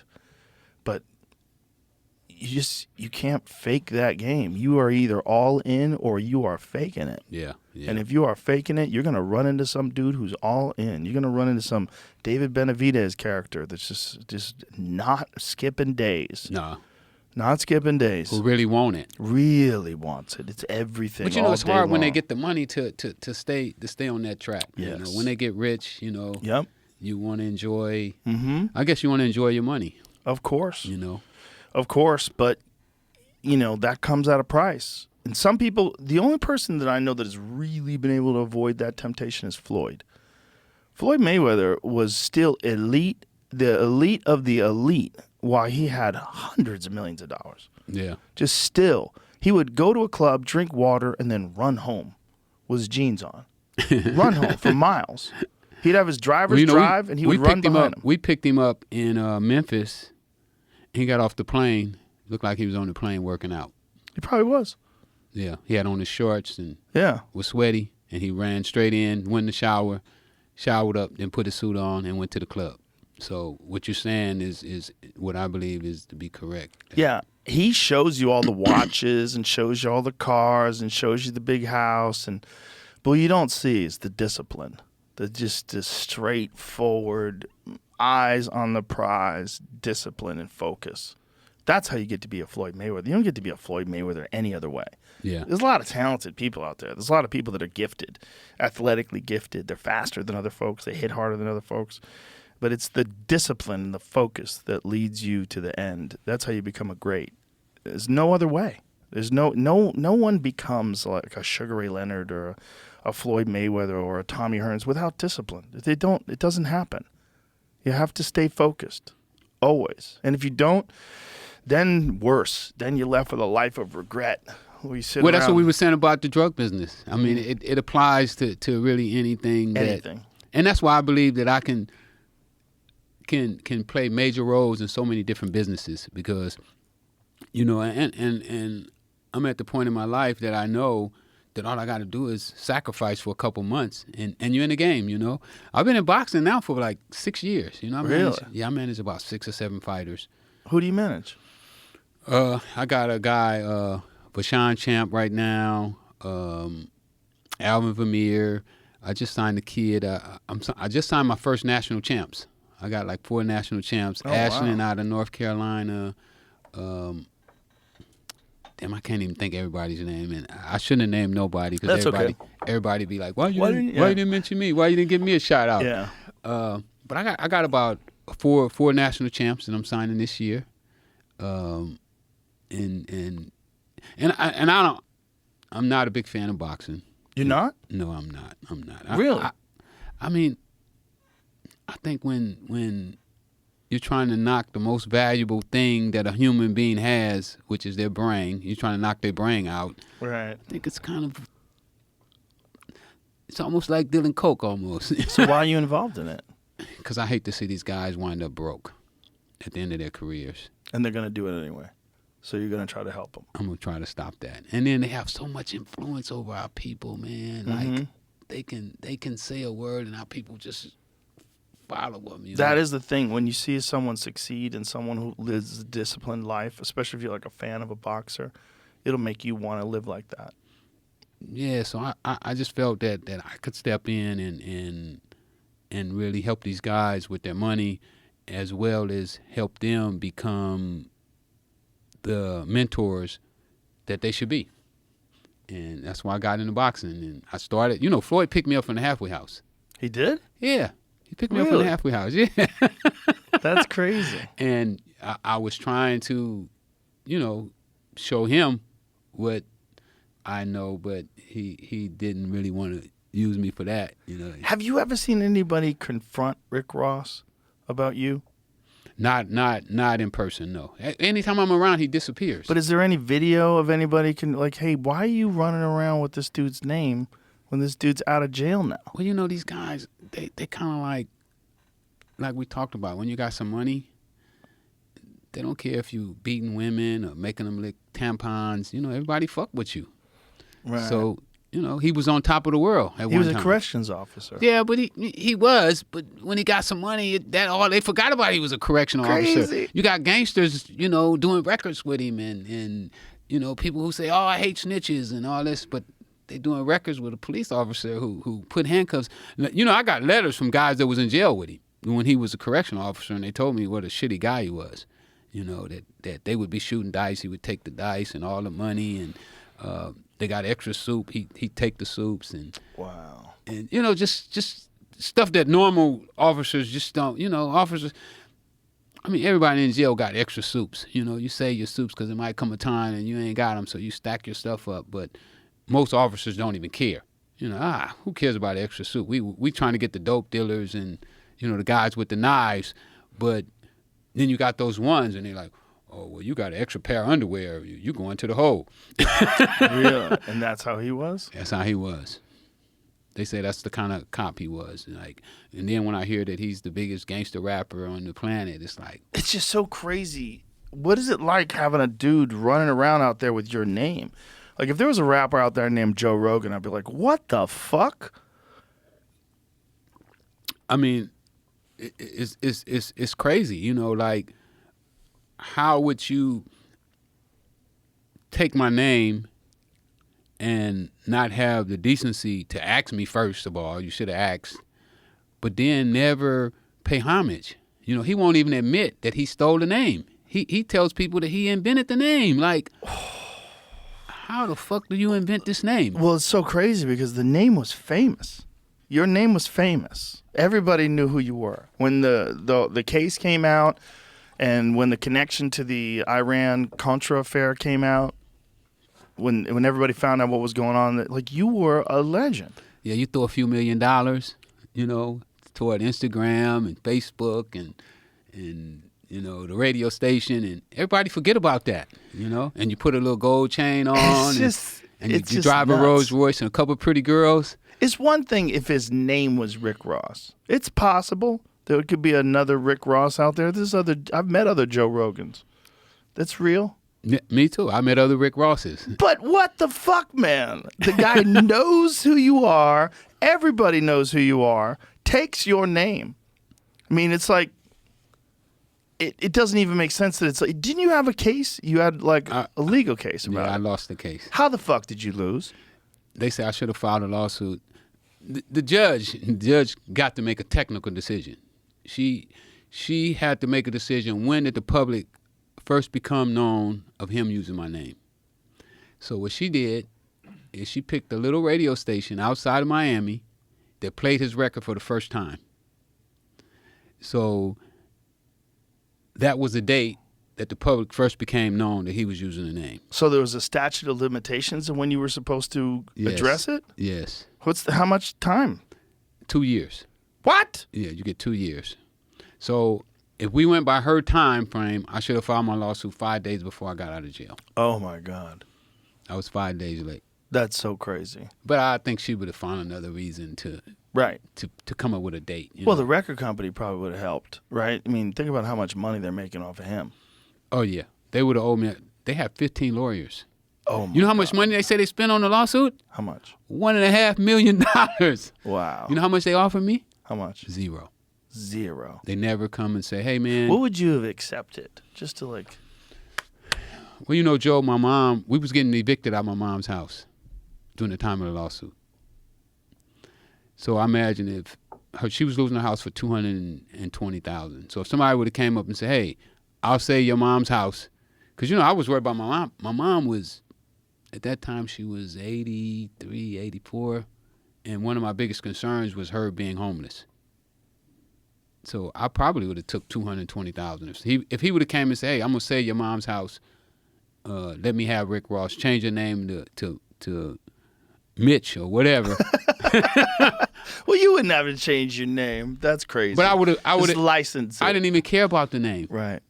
I didn't care about the name like that. Right. I just felt that it was so disrespectful that he didn't come and ask me, or he didn't show any consideration or pay any homage to the fact that he actually took my name. So, but yeah, I probably would have took $250,000. If they'd have said $300,000, I'd have been tickled pink, because I felt that I didn't need much money to get started. You know, Meanwhile, they spent 1.5 million. I owe them right now. I owe them $1 million. What? Yeah, I'm $1 million. I got $1 million judgment against because you me. have to pay their legal fees. I had to pay their legal fees. Oh my! And then God. the judge was like, "Oh well, I don't believe you guys actually spend $1.5 million, but maybe $1 million." Oh my God! She gave me $1 million judgment. Isn't that insane? For your name, your fucking name, and you can't appeal this. Well, we appealed it, but you know, once you lose to the appeals court, you're not going to the Supreme Court or anything like that. Yeah. So, yeah, that's how he wound up being able to continue to use the name. You know, he changed to Rose though. Yeah. Because they thought they might lose. Right. If this judge picks a different date, yeah, you know, we go to trial. Right. And they didn't want to go to trial. I think if they didn't went to trial, everybody in LA would have hammered him. Like, you know, you stole that name. If you'd have heard the thing that he did, you know, because we did his deposition. We took his depo. That was the first time I ever met him in person. You know, he wouldn't shake my hand either. Really? No, when he walked in, all the attorneys, it was a big table. It was about 12 people in the room, and he walks in, and he walks around the table, shakes everybody, including my lawyer. He shakes my lawyer's hands and everybody, and I stood up to shake his hand because I don't have no hard feelings, you know, just give me my money. Right. So he rolls his eyes at me and walks away, turn his little shoulder like, wow. You know, like, I ain't, you know. And then he comes up with this, oh my goodness, I don't know where he got the story from. He said he played football in high school, and the whole team was called the Big East. And some guy was trying to call him Big East and accidentally called him the Big Boss, and then somebody else called him Rick Ross. It went from Big Boss to Rick Ross. That's his story. That's the dumbest, how he came up with the name Rick Ross. That's the dumbest fucking story I've ever heard in my life. If I'd have been a judge, I would have hammered him just for saying, you know, come in my courtroom lying like that. I would have been that's the dumbest. But that's impossible. If he's rapping about drug dealing and money, it's impossible that he doesn't know who you are. Impossible. Impossible. Not possible. I agree. Everybody knew. I knew who you were. I had heard the story. Well, you know, I don't even remember when I read about it. When Gary Webb published a story in '96 with the San Jose Mercury News, my name that year was one of the biggest names in the country. Yeah, because the story was insane. It was the first time any story had ever been published on the internet by a major newspaper. Remember, the internet was brand new. Right. So when they published that article on the internet, no story had ever. Because remember, the CIA tried to recall that article, but you know, once it hit the internet, it can't be recalled. They tried to recall the article? You don't remember? I don't. The printed copies they stopped doing. They took the CIA emblems off and everything. Really? Yeah, they made them take all that stuff off. But the internet couldn't be, you couldn't take it back at the time. Once it hit the internet, it's like, boom, it's all over the world. When you hit that button, ain't no recall. Right. If you put something on that thing and you hit that button, what you said is what you said. You're gonna have to live with that. Right. So when it went viral, it was nothing they could do, and it just went crazy. So everybody picked it up. CNN, Nightline, Dayline, 2020. I'm doing like 6 interviews from my jail cell every day. Every day, people coming out and talking to me. And I told you, that's when the CIA came down. The CIA came to my jail cell and interviewed me. The CIA, the OIG, Congress, Maxine Waters. I mean, it was like, fuck, I become a celebrity in jail. Like, they start treating me different.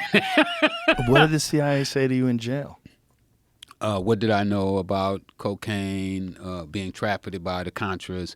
Which, I didn't really know about the Contras.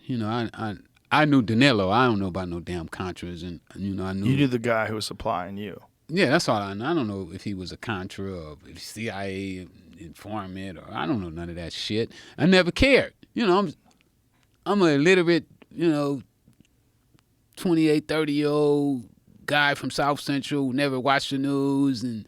I had heard about the Iran-Contra stuff, but that shit didn't mean nothing to me. Had no effect on South Central LA. You know what I'm saying? Right. I don't know that my prices and my drug quality depending on what happened over there. I'm not paying no attention to that. I'm just worried about, man, my drugs are going to get here on time. Is it going to be cheap? Is it going to be good? So when all that stuff was coming about, they wanted to know how much money I was making, who I bought drugs from, what years I bought drugs, just a whole, basically like an interview. So how do you think it worked? Do you think there's like a rogue element that was inside of the government? Oh, absolutely. Absolutely. But, I not mean to cut you off. No, go ahead. Because it was a rogue element to it. But the rogue element come from the top as well. Not that they necessarily sanctioned it, but they knew about it. And they turned a blind eye. It was a saying, Nancy Reagan said, say no, and Ronald Reagan said, act like you don't know.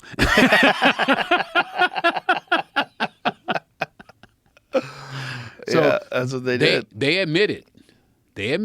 CIA admitted, yes, we knew they were selling drugs. And we did nothing to stop them. So right there is a crime. Because if you're an agent of the government and somebody's committing a crime, you're supposed to stop it. Right. But they understood that if they stop that, they lose the war. Right. Phew. It just makes you wonder how much of that shit was going on during the Vietnam War. Because a lot of people think that the Vietnam War a lot of it was about moving heroin. Yeah, I heard that as well. Yeah, and that makes sense.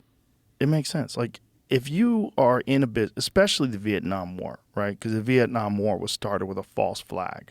So the Gulf of Tonkin incident starts the Vietnam War. The Gulf of Tonkin incident never took place. It was a fake incident. And they said, we were attacked by North Vietnam. We have to go in there and fight the Viet Cong. Never happened. It was fake. They made it up just to get us to go to war. So if you're willing to kill, who knows how many Americans died in that war? hundreds of thousands probably. How many people died during the Vietnam War? How many American soldiers? I think it's close to 100,000, maybe more. And then how many Vietnamese got killed? Like the overall cost of lives is catastrophic. And they did it knowing. Well, you know that sometimes they feel that 58,220 U.S. Fatal casualties, and that doesn't include how many people were wounded and fucked up for the rest of their life. How many people died totally? How many people died all deaths of Vietnam War? What's the total deaths? That's just American deaths. And that ain't counting Agent Orange. Right, right. Casualties gets bigger because 1.4 million civilian casualties in South Vietnam because of the war. Casualties just means death. Right, I understand. Yeah. Including 415,000 deaths, and estimated by the Defense Department gave the figure of 1.2 million civilian casualties, 195,000. It's all controversial, like what the actual number was. 1978 estimated 1,353,000 total deaths in North and South Vietnam during that period. Fuck, man. So if they're willing to do that, you don't think they're willing to make money off drugs? I mean, if they're willing to let people die so that they can achieve their objectives, they're willing to sell drugs. They felt that, to sacrifice a few people to stop what they felt was the greatest threat to America. Right. Was with Russia being on our southern hemisphere, being in Nicaragua. They felt that was the greatest threat at that time to our democracy. Yeah. And they felt that they would do anything to stop that. What a crazy thing to do, though, to think about the sacrifices what's gonna do to American citizens, including the people that, like you, went to jail for helping them. The whole thing is crazy. Well, and they probably did it during Afghanistan. And we still too. suffering now. That's the homeless problem. Yes. Most of the people that's homeless was on crack. Right. Or something else, or opiates, or meth. Yeah. It's going on right now. Yeah. Crazy. It's just, there's so much wrong. And, we were just saying, I think that's a lot of the Afghanistan war, too.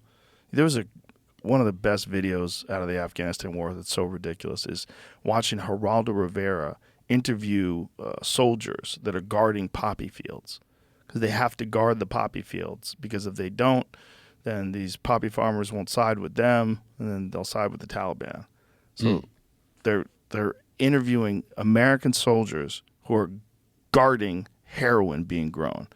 And then during the United States occupation of Afghanistan, heroin production went up, I think at the peak, like 96%. Yeah, I heard that as well. And it was a giant percentage of the world's supply of heroin.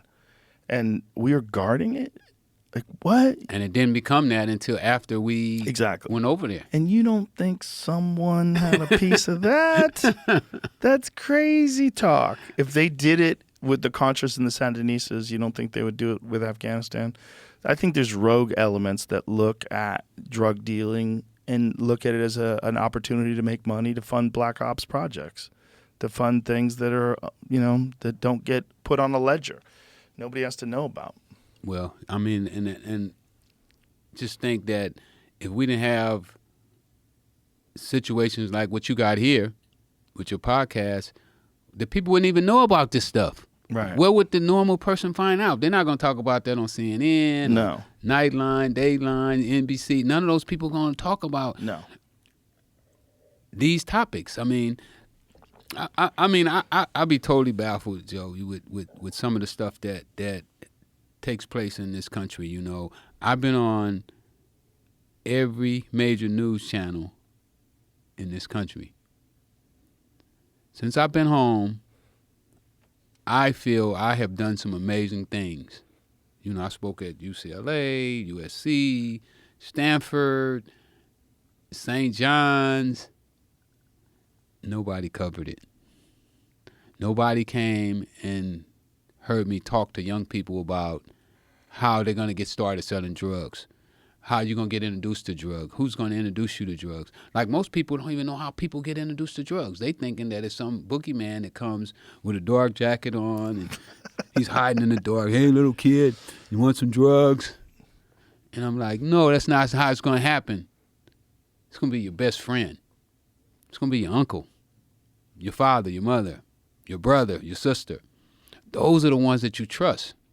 Those are the ones that can get your confidence to make you accept something that, you know, if some strange guy come around, you know, most girls going to take off, you know. But your friends, the people that you care about, that you trust, you're going to believe in them. And they cover none of this. Nobody covers this. Nobody talks about this. Nobody talks about good things that go on in the community, you know, feeding the homeless, people who are trying to do housing, like your guy who you just showed me. I never heard of this guy. Right. You know, why is he not being talked about? Why is he not on the news, you know? Why they're not trying to get funding for him? You know, why they're not saying, man, if this guy had a couple $100 million or you know, I mean, in California, taxpayers agreed to give up extra taxes, and I think they raised like $1 billion and some change for the homeless problem. Where did the money go? Where's that money? Bureaucracy. That's where it went to. Went to a bunch of people's salaries. It didn't fix shit. And that's the problem that I have with our major news people. You know, it's bias. You know, they're not going to keep it 100. They're not going to be real. You know, they can't. They're funded. That's what's really crazy. The news probably should be. There probably shouldn't be allowed to be advertised. They shouldn't be allowed to have advertisers. Because as soon as you have advertisers, especially like pharmaceutical drug companies and big corporations, then you can't criticize those people. Those people are the people that pay your bills. And even if it's not written down anywhere, you're not going to like go do an investigative journalism on Pfizer. If brought to you by Pfizer, you're not going to do any of that shit. There you go, right there. You're not going to do that shit. So you're not the news anymore. And that answers your question about the rapper. Yeah. Why wouldn't they question him? Because he's backed by a big corporation. Exactly. And he's worth a lot of money. He's going to keep generating money for all those people. And he still is. Like, how many years ago was this case? Ooh, Yeah. Think about how much money he's made with that name since that case. I can't remember. 10 years. Crazy. 12 years. Because I was still on parole. I was still on parole when we were doing that case. He bought Evander Holyfield's house in Atlanta. Yeah. You know that house that Evander Holyfield got? Evander, when he was a champ, was going crazy. And I guess he just built the craziest fucking house. I mean, it's just this enormous, enormous house on this giant piece of land. With 50-some bedrooms, I heard. Something crazy. Like, I don't know what he was doing. I guess he just wanted the biggest, crazy. I'm the fucking champ. I want the biggest, craziest fucking house that's ever existed. And he had to wind up selling it. And then Rick Ross lives in it now. It's just like nuts. Guys running around with your name. But that's our system. And those are the people that are leading our people. They're the ones that's dictating what's going to go on in society. Man. I mean, it's so much of our kids are being educated by music, by TV. Yeah. I mean, I've actually went to a school, and the kids accused me of stealing his name. How old were the kids? 14, 15. Did you have to tell them? Yeah, I told them. They didn't believe me. They didn't believe you. No. Wow. Because they've been brainwashed. You know, wow. You know what they call it? Programming. Yeah. Over and over and over and over again, you know. And that's why, you know, I started my own record label. You know, the two guys that's outside, those are two artists that I'm working with right now, Goretti and Juice the Mac. I said, you know what? I'm going to start my own label. I'm going to get somebody to go against you. You got to fight fire with fire. So, you know, I got into I'm doing so many things right now, man. But I'm having fun, Joe. That's good. It's good to hear. I'm helping people. It's good to see you I'm helping happy. them with their career, you know, and I enjoy helping people with their career. That's beautiful. So the marijuana business, like, did you get nervous about being involved? Because it is still federally illegal, even though is it officially Schedule 3 now, or is it scheduled to be Schedule 3? Like, what is the current status of it? I always stayed away from it. I got a bunch of offers to do it. I'm like, that's a trap. Because it's still Schedule 1. Yeah. You know? Like there's like I said, that Delta 9 stuff, that's legal, I think, in every state. Totally. Yeah. Well, no, some states ban it. I think Idaho. Weed states abandon it Oh, really? because it's taking away tax dollars. Oh, no. So weed states are banning Delta 9 THC? Yeah, That is hilarious. It goes against marijuana. Oh, my God. That's taking away marijuana sales. Spy versus spy, dog eat dog. Because they can't tax. They can't tax CBD. Well, CBD's different. We're talking about Delta 9 THC, but CBD That still should be... It's a derivative. It's all part of the same... they fall under the same category. Really? Yeah. Interesting. They're just a little different, Yeah. Well, isn't Brittany Griner, she got arrested in Russia for CBD vape pen, right? Which I think that was marijuana. Was it marijuana? They said it was marijuana. Oh, okay. So she was saying it was CBD. Oh, it's just all CBD. Because they do have CBD vape pens. They do. That I know people like. Well, CBD is phenomenal for inflammation. It's so good. For general well-being and just health and alleviating anxiety, alleviating inflammation. CBD is phenomenal. And there's places where that's illegal, which is just bananas. Yeah. And California's trying to make it illegal right now because it's taking away their tax dollars. That is so stupid. That's so stupid. It hurts my feelings. Because they sell it in every smoke shop. Got CBD. They're trying to make it illegal? Yeah. Oh, my God. That's so dumb. That's so dumb. That is so dumb. But a lot of states that actually sell marijuana. What happens next? The process of reclassifying a substance is lengthy. There's still more hurdles to clear. The plan has been approved by Attorney General Merrick Garland and heads next to the DEA, which will take public comment on the proposal. After a 60-day comment period, there will be a review by an administrative judge. The move started with a recommendation from the Federal Health and Human Services Department, which launched to review the drug's status and the urging of President Biden in 2022. This is a long-ass process. But the DEA has not yet formed its own determination as to where marijuana should be scheduled, and it expects to learn more during the rulemaking process. That's funny, learn more. Come on, guys. Yeah. You know what it is. With DEA, they don't want it to be. Of course. They can keep locking people up. We need more money. That's what's really crazy. It's the prison guard unions. Yeah. Prison guard unions lobby to make sure that marijuana stays illegal in certain places. Absolutely. That is something that they got big budgets. Yeah, they do. And that is something that is just wrong. That is wrong in this world, that we have private prisons. And that we have people that are benefiting and profiting off of people being in jail. Because as soon as you make a profit off of something, you're going to want to keep making that profit. Yes.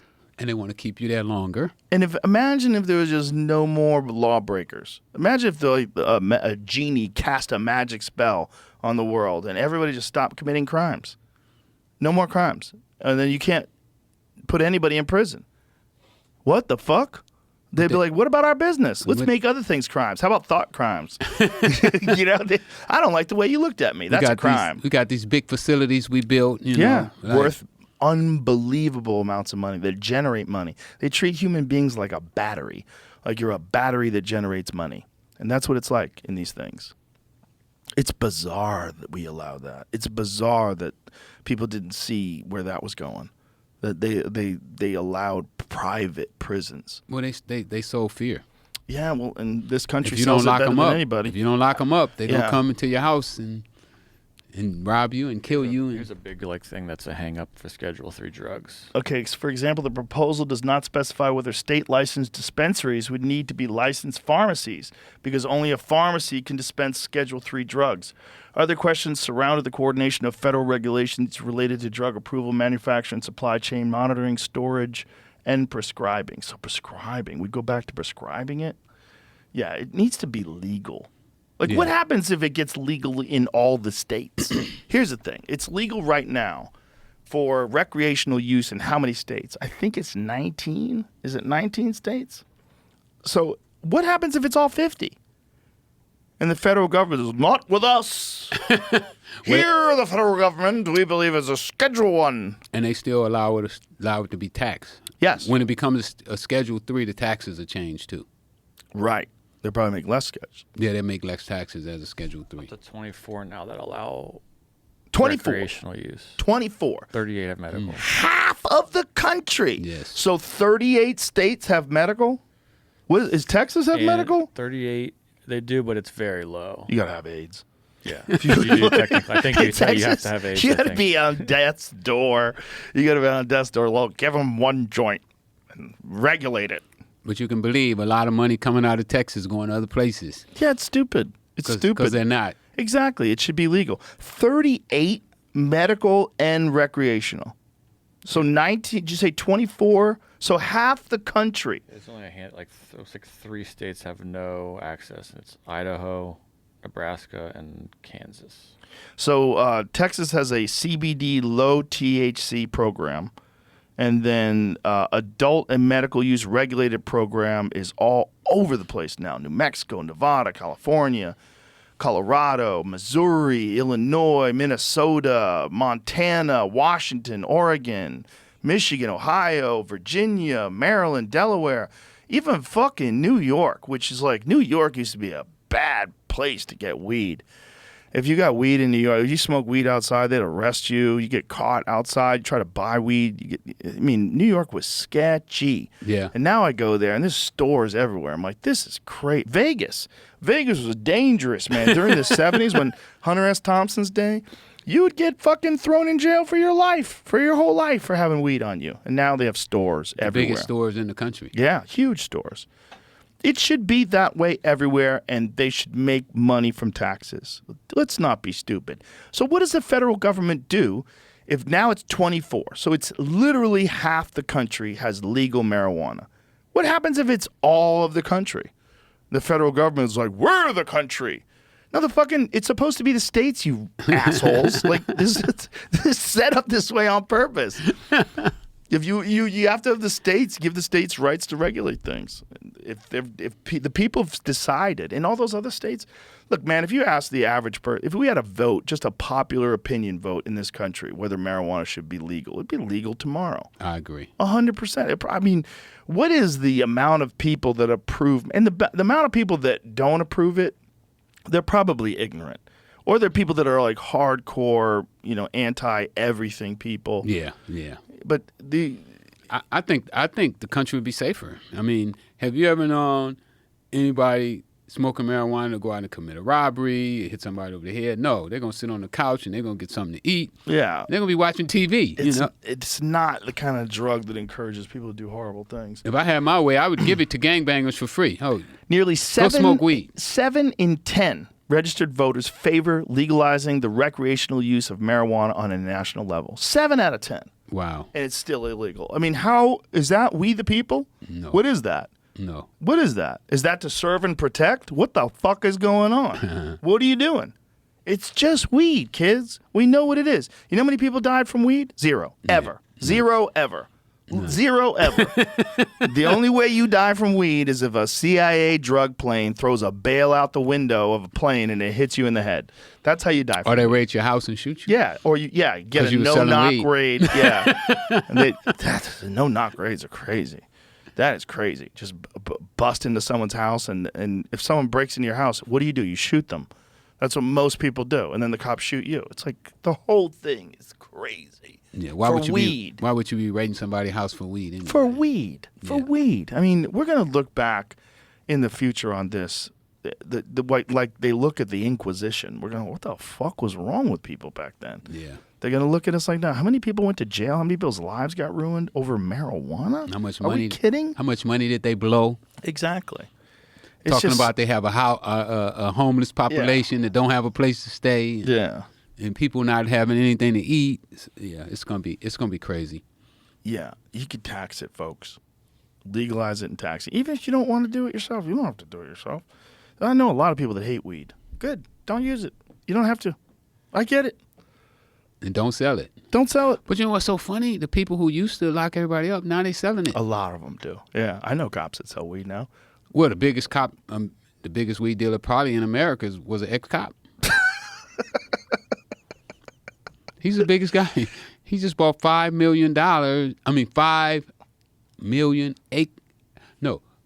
million square feet of grow area. That's so bananas. He's How the crazy is biggest. that? He's the biggest guy probably in the country.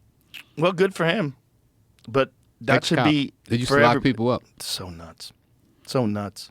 I mean, those should be the guys that say, "Oh, you used to lock people up for marijuana. You cannot get into business." Yeah. If I had my way, that's what I would do. Hey, Yeah. did you lock somebody up? Yeah. Okay, you can't get in. Or we take the amount of time that you locked all those people up for, and then you have to wait that amount of time before you can sell weed. So you can sell weed in 3 more lives. Probably wouldn't even be that. It'd probably be like 100 lives. Yeah, this country's crazy, man. Wow, people are crazy. People are crazy everywhere. You know, it's like it's hard to keep your shit together. You know, and we give people power over other people. People that don't have their shit together have power over other people, and then things just get worse. Yeah. It's weird. It's weird we don't learn. You know, a friend of mine sent me the lyrics to the song "I'd Love to Change the World," which is like 70, 71 or something like that. And he's like, isn't it crazy that there's like a cycle? Like, because the same shit they're talking about then is going on now. And then I sent him this Assyrian tablet from 2800 BC that talked about the same thing. We talked about it the other day on the podcast, this Assyrian tablet that talked about the end of the world, that children aren't listening to their parents and people are lying and the world's falling apart. In 2800 BC. Wow. So it's like this cycle of people being stupid and just not getting their shit together has been going on forever. But there's never been more information than ever before. Like the access to information that people have right now is unprecedented. Oh, yeah. And the fact that we continue to make the same stupid mistakes, regardless of that, is just really insane. That's what's really disheartening. But you know what? The way I see it, it doesn't matter if you're smart. It's who got the loudest horn. If your horn toots the loudest, Right. everybody hears you. And if the message gets out first, if the loud toot horn message gets out first, it takes forever for the truth to like overcome that. To get in. Yeah, forever. Because also people don't once they accept something in their head, it takes forever. Oh, yeah, it becomes theirs. They own it. They own it. And they don't. This is mine. They don't want to change it. Something has to happen to them when they change it. Yeah. You yeah. know? No, I mean- I agree. I say that all the time. You know, you talk to people and you be like, man, that didn't work. Oh no, it worked. I just did it wrong that time. You know? Let's keep trying to lock people up. We're gonna fix it. We're gonna fix it through locking people up. Yeah, we're gonna get it right. We just got to lock up more people, build more jails, Yeah. hire more police. Yeah. It's just disheartening when you see the same patterns repeated over and over again, regardless of how much people know. But I think there's also a problem with, we think people know, but I think a lot of people don't know what the fuck is going on. A lot of people don't really have an understanding. Where they gonna get the information? Right, exactly. Who they get it from? Right. We already went through CNN, Fox, the local radio station. You know, and especially if you're talking about hip hop. I mean, if you turn on hip hop radio stations, I would not let my kids listen to a hip hop radio station because they're gonna be talking about killing, pimping, selling drugs, killing. I mean, you'd be like, what the fuck? They let this stuff play on the air? I mean, it's crazy. It is crazy. And then they wonder why the kids are bringing guns to school. But did you also see there's been these articles written about the CIA's involvement in the creation of gangster rap? That they helped promote and push gangster rap? I didn't see that. Yeah, this is all of it's controversial, but I wouldn't be surprised because apparently they had some sort of an involvement in the rock and roll movement of the 1960s in Laurel Canyon, and there's been books written about this. That they have some sort of involvement in promoting these kind of activities, both with rock and roll in the 60s and then gangster rap in the 80s, and they do it to try. I think the idea is they do it to try to make sure that society is always in a state of unrest, and that they wanted to keep. They need people, that. Yeah, they wanted to keep people in a state of unrest and promote criminal behavior and criminal activity and gang activity, and to do it in popular music and that would make more crime and make more things happen, and that they can get away with more levers of control because of that. Makes sense. See, you've seen that before, right, Jamie? Yeah, it comes from this, though. Is it bullshit? Well, it's not that it's bullshit. It's like an anonymous letter that went around the internet. The secret meeting that changed rap music and destroyed a generation. So it got printed on like a hip hop blog, and Okay. then kind of went viral from there. Oh yeah, I remember that letter. Yeah. It talked about the big meeting where all the record labels got together because they knew they wasn't selling music anymore, so they invested in prisons. Yeah, but that doesn't say. No one knows who wrote it. No one's ever claimed like that was me. Right. That's it. That's the only source of it. There wasn't other sources. And then it went viral, and some people that liked it repeated it, and others, I don't know. It seems to be the source of it. I thought there was some other things. I thought there was other discussions about different meetings that took place. Nothing official. I wouldn't be surprised though. I mean, it makes sense. Yeah. If you listen to what they're promoting now, they don't promote no positive music. Right. No love songs. When we was coming up, it was by love songs. Right. Marvin Gaye. Yes. Yeah. Luther Vandross. Yeah. It's weird that.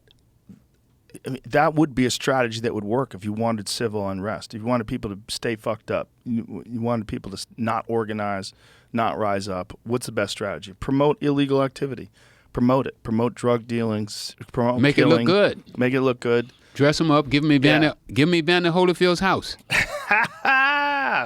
Even if you used to be a correctional officer. Yeah. And now you're a gangster.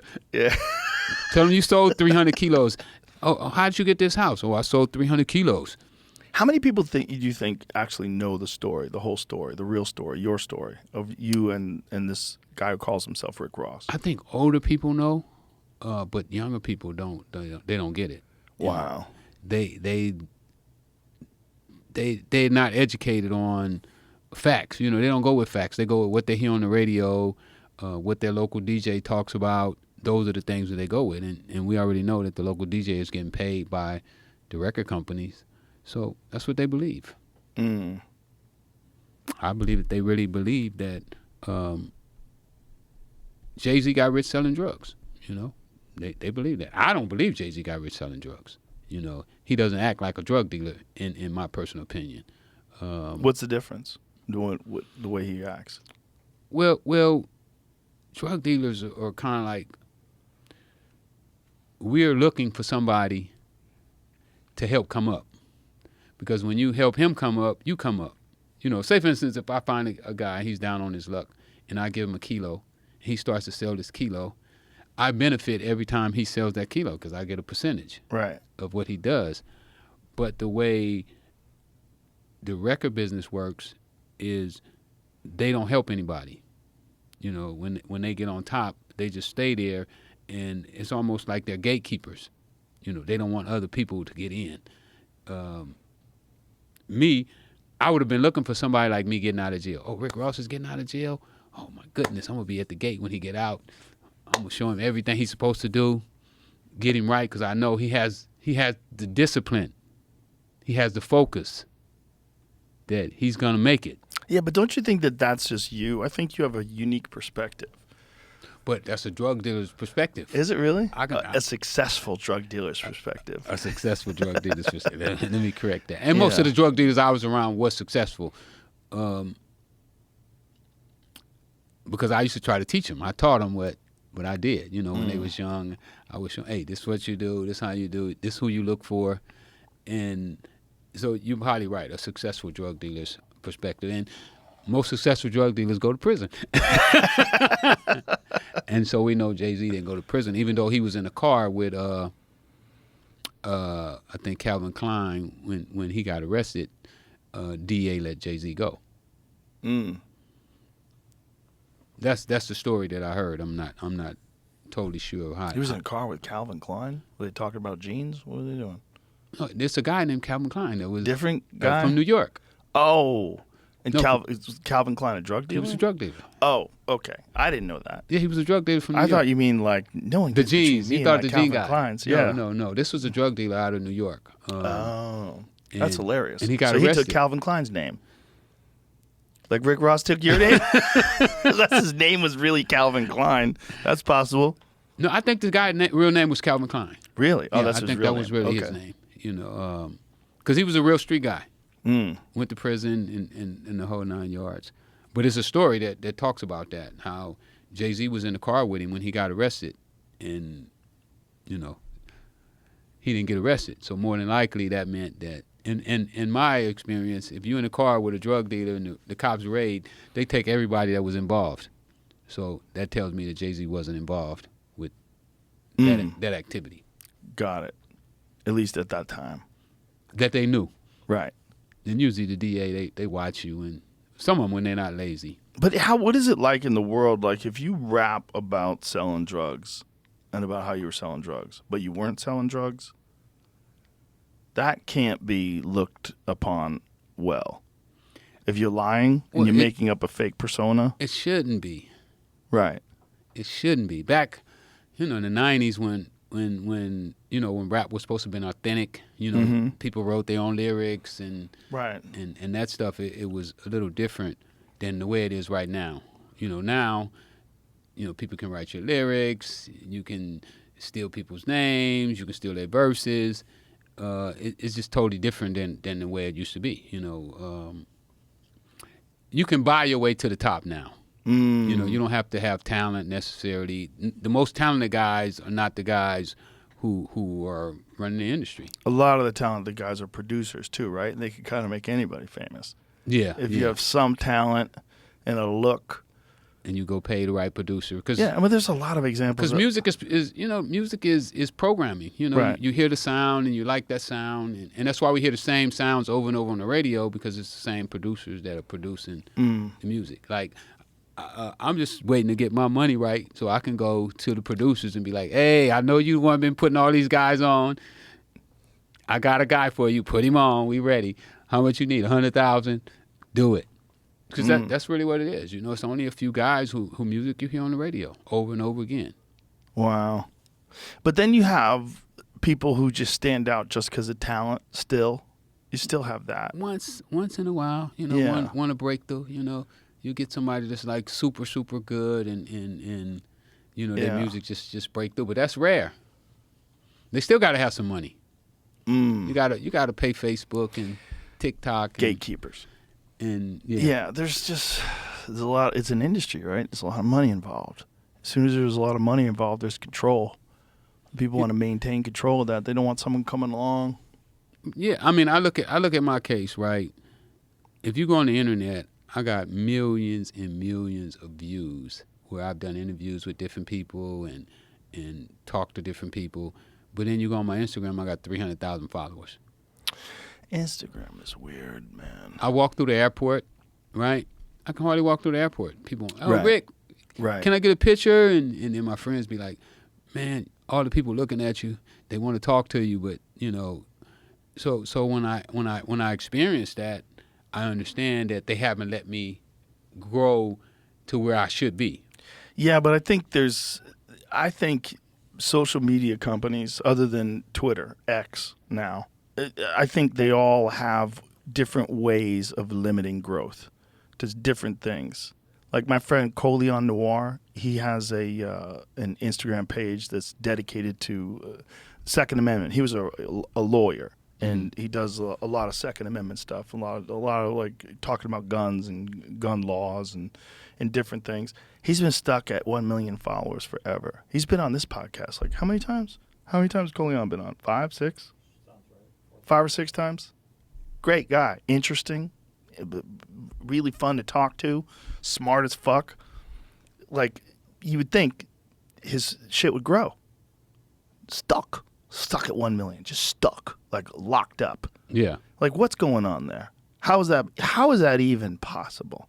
It's only possible if someone's limiting the growth. Absolutely. There's no other way. If you come on this podcast and 11 million people or 15 million people, whatever the fuck it is, see you, what is the odds that you stay at 1 million?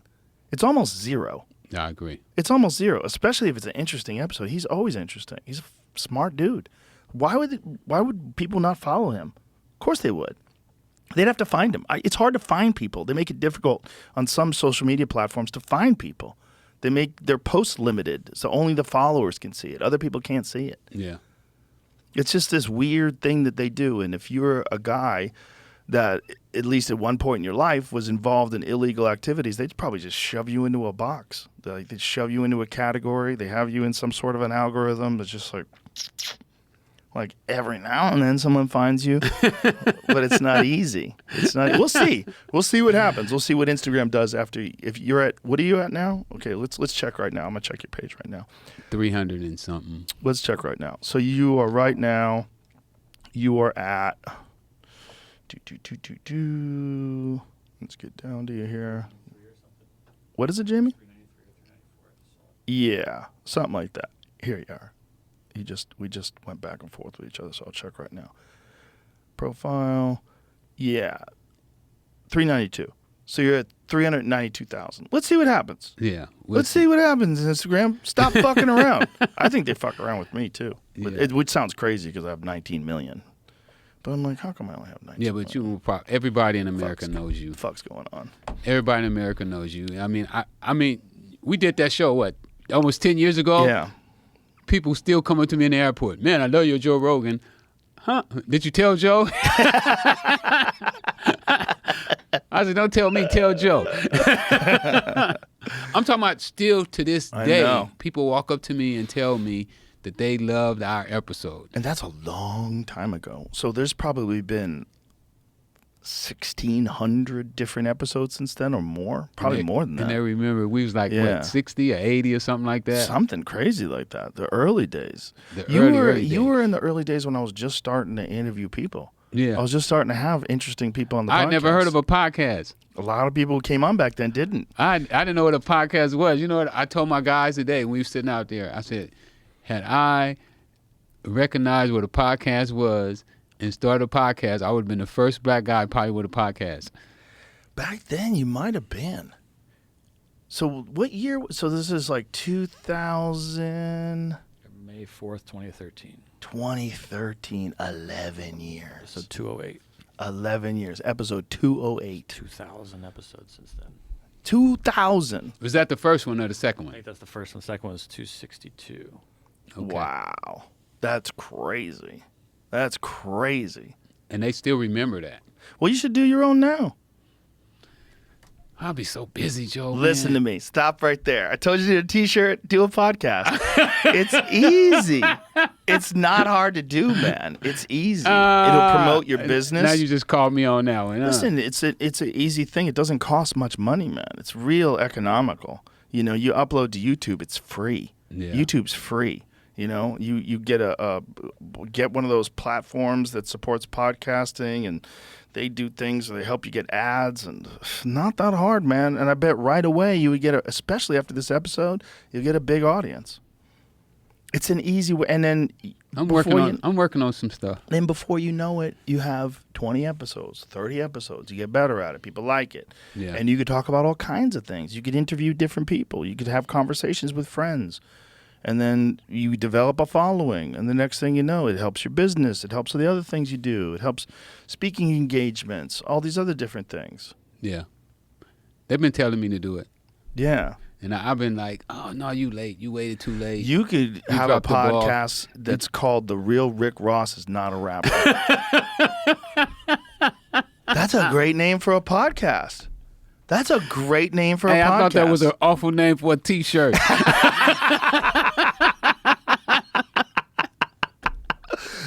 I think that's a great name for a podcast. It'll pique people's interest right away. They're like, what? The Real Rick Ross is not a rapper? What kind of fucking podcast is this? Yeah. And then people hear your story and they're like, oh my God, I didn't even know. This is crazy. Yeah. I might take your advice on that one. It's a great idea. I took your advice last time and I benefited. I'm telling you, it's a great idea. Hey, crazily, you know, like right now, this T-shirt still brings in revenue. That's beautiful. Well, we'll bring in a lot more after this one. But it just makes sense. I mean, it's just another method to get your word out there. Yeah. You know, and we need platforms. Yes. You know, because the people with, some of the people with the platforms don't use them to to benefit the people. Well, also we need platforms from a person like yourself that has gone through this arc of life, this interesting arc of life, that finds yourself a completely different person now than who you were when you were 28 years old selling drugs. It's just a different... Well, 19 when I started. When I was 28, I was an addict. I was stuck when I was 28. Yeah. Like, it's a different... When you go 7, 8 years selling drugs, you don't even know anymore. You're like out your mind. You're crazy. You're just in the business. Yeah, you're just in the business. Well, especially if your business is making $3 million a day. Yeah. That is just so crazy. So crazy. How much money do you think you earned over the entire course of selling drugs? Well, you figure just my 2 best years, so you say 360 days in a year, just those 2 years was like, what, 600 million, something like that there. Not profit, though. Not profit. Right. That's not profit. Of course. But just the amount of money you make. Profit, I make, every million, I probably make 200 to 300,000 profit off of every million. I was able to take that much out. So. That is an insane amount. And then of that's money. not counting the other 6 years, because I sold like 8 years. I did like 8, maybe 9 years in the drug business. And so, before I was making $1 million a day, I was making 500,000 a day. Right. And before I was making 500, I was making 400, 300, 200. Right. And, one time 10,000 a day. So it just, Yeah. But all those numbers add up. You're Yeah. talking about 100,000 a day ain't bad numbers. Yeah. A couple $1 million a month. So I made quite a bit of money. I mean, it went through my hands. Yeah. Not that I made, but money Right. that went through my hands. Right. That I touched. It's crazy. With some crazy numbers. Will probably be in the billions. Billions. Yeah, probably would be in the billions. That life and that experience that you've had is very unique. There's not a whole lot of human beings that are out there wandering around that can say that. So that perspective that you have would be very valuable for people just to hear what you did and what you went through in your life. It's a very unique story, man, and it's an American story. It is. It really is. It is an American story, and I thought that America should know about it. That's Yeah. why I wrote the book. Oh. And when I wrote that book, I didn't know if I was ever getting out of prison. Wow. That was like my letter to the world. Like, wow. this is how it happened. So that you don't form your own personal opinion without getting to know the person. Right. Because so many people, we form opinions about. I didn't really like the way the government characterized us drug dealers. Like we was raiding maniacs. When I got arrested, I was a danger to the community. That's how they denied me bond. Oh, he's a danger to the community. Like I'm gonna take a gun and go to McDonald's and just go to killing people. Like, Right. no, it don't work like that. That's not who I was. I had absolutely no violence in my case.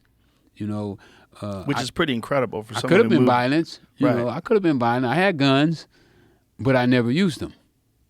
So why am I considered a danger to the community? Right. So they consider drugs a danger. And even when we went to jail, I was black box. They put a black box on you. They put handcuffs on you, and then they got this little black box that they slide over the handcuffs so that your hands are like stiff, and then they cuff you to your waist, and you can't even use the bathroom. Like it's crazy. And then when you go to prison, you go to the worst part of the prison because they classify you with the guys who do murders and the bombers, and so now they got drug dealers who I consider myself almost like a white collar crime. Businessman. A businessman. I wasn't looking to hurt nobody, but we were still classified like that. So I wanted to show people the mentality that I had. That no, I did get crazy with drugs. I wanted to sell all the drugs I could sell. My mission in life became sell as much drugs as you can. It wasn't about making money anymore. It was like, become the biggest drug dealer that you can become. Be great. That's how I felt. Right. Be great at it. Right. Fuck how much money you make. And you're not going to spend all the money you got. You don't even spend the money you make now. but just be great at what you do. So it wasn't about money anymore. It just became, I'm gonna be great at it. Isn't that crazy that mentality you can apply to almost any industry? Just unfortunately, you applied it to the wrong one. Yeah. And that, and somebody asked me before, do I have any regret? That would probably, if I had a regret, that would be the regret that I didn't take those skills. But I learned so much from selling drugs. Those fucking guys taught me, man. They taught me what the teachers couldn't teach me, because they had a different passion to teach me. They wanted me to, motherfucker, get smart so you can get my drugs cheap and good. We need you to be smart. We don't want no dummy. We don't want to be getting our drugs from no dummy. So you get smart, so you can make sure that when we come get our drugs, we're gonna be safe. We're gonna get the best drugs.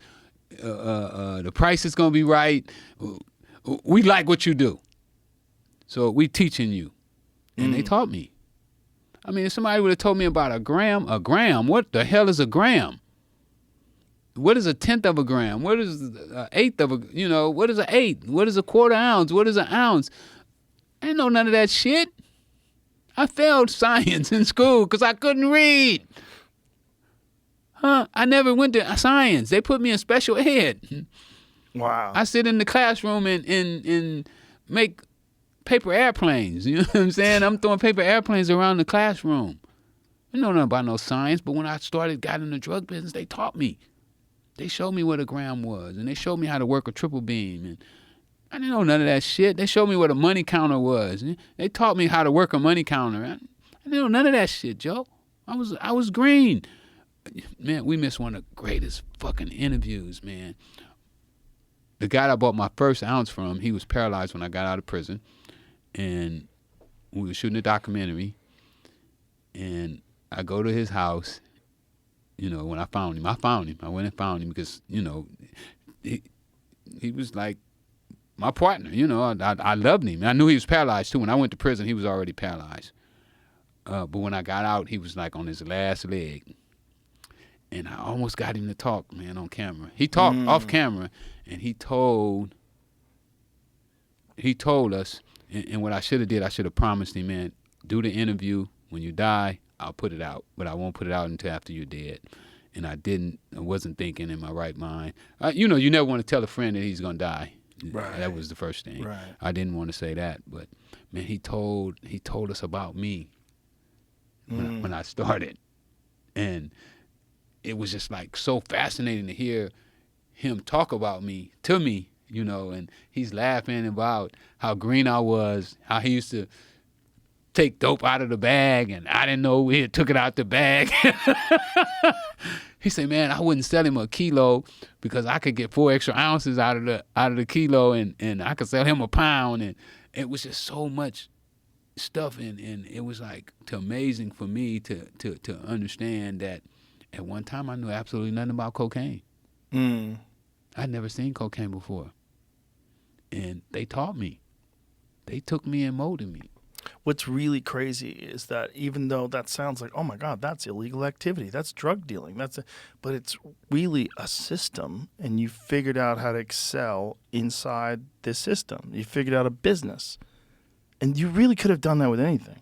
Yeah, to me, it wasn't illegal. I mean, I understood it was illegal, but I understand now, like you're saying, that it was the mentality of being able to be taught, to being able to listen, to be able to follow instructions was the part that I feel was the most valuable lessons in this whole thing. Is that I learned to follow instructions. I learned to listen. I'm doing the same thing with the weed business. When I first got into the weed business, was when I was out of jail and we were smoking weed and stuff, it was like two kinds of weed, Thai bud and indica. That was it. Now, it's thousands of different strains, and botanists got involved, scientists got involved. So they tell me, smell the weed. Oh, shit, I can't smell shit. I don't know the smell. I don't know nothing. So I had to learn the smell. You know, I had to learn what smell you're looking for. So I basically What smell are you looking for? Well, now, one time it was the gas, the OG smell, and it was really like gassy, smell like gasoline, really stanky. Now it's a candy smell, Like a sativa. like a sativa, sweet. You know, they want that good taste. That's what everybody's So you into smell right it. now. Yes. Wow. But now the stuff I just gave you is the brand new stuff that the guy just created. You got what he calls it candy gas. Oh boy. This so guy, it's a hybrid. It's a hybrid. He has the highest testing weed in California. My partner from Green Dragon is the name of his company. And he just invented this strictly for me. He said, Rick, this is the first time that anybody going to get candy gas. He said, will you please get Joe Rogan your jars and tell him to let us know how he like it. But it's candy gas, so it's going to have the OG high. You know, OG knock them out. Right. On the couch, stretched out. Give me something to eat. I ain't moving. Right. But it's going to have that sweet candy taste that everybody's looking for. So he's saying that this here is going to, like, shake the market up. It's funny. So I know how to do all that. I know the smells now. That's interesting. It's funny how much it varies. You know, it really does. And he's a scientist, like you said. He's a botanist. You know, went to school for it and the whole 9 yards. So once they got involved. Yeah, total different game. Yeah, total different game. It got scary. Like they started making some just insane high THC content weeds. Yeah, that's what everybody wants. One of the arguments about it being illegal. It's like, well, the marijuana of today is different than the marijuana of back in the day. It's so strong and people are going crazy. Like, listen, people are going crazy no matter what you do. Yeah. You know. Well, at least they're not using fentanyl. That's true. And that's also the problem with things being illegal, is that they're cutting it. They're cutting it. When you're buying it from the cartel, you know, there's a lot of stuff that people are buying from the cartel. It's cut with fentanyl. A lot. Including like street pills like fake Xanax and fake Valiums. And it's all cut with fentanyl. Fake Molly. And like you said, that's what happens when you put that illegal market together. Exactly. And meanwhile, it costs us 100,000 lives every year, just in this country, from opiate overdoses. And what are they doing to stop that? Nothing. It's just it's so perplexing. It's so perplexing, the problems of our world today. It really is, because it's such a complicated series of issues, and it doesn't seem like any progress is being made. Like even the minimal progress that's being made with marijuana, like the good progress is states making it illegal for recreational use, making it legal. But if the federal government still doesn't have it legal, like what the fuck are they doing? Like why? How is that still a thing? Yeah, the federal government should just get out of it. Yeah. Just wash their hands with it. Yeah. Like, leave it to the states. We're done with it. Whatever the states do, let it do. That's what they should have done a long time Let's be ago. done with it. Well, they should have rescheduled it. They should have made it legal. Just schedule it, make it legal. It should be legal. It's stupid. The whole thing's stupid. It's stupid. There's plenty of things. If alcohol is legal, marijuana should be legal. Yeah. That's simple. Alcohol destroys lives, destroys liver. I had a guy in here last week. He lost his liver and his kidney, a liver replacement and a kidney replacement, just from drinking himself to death. And cigarettes. Oh yeah, all that stuff legal, totally legal.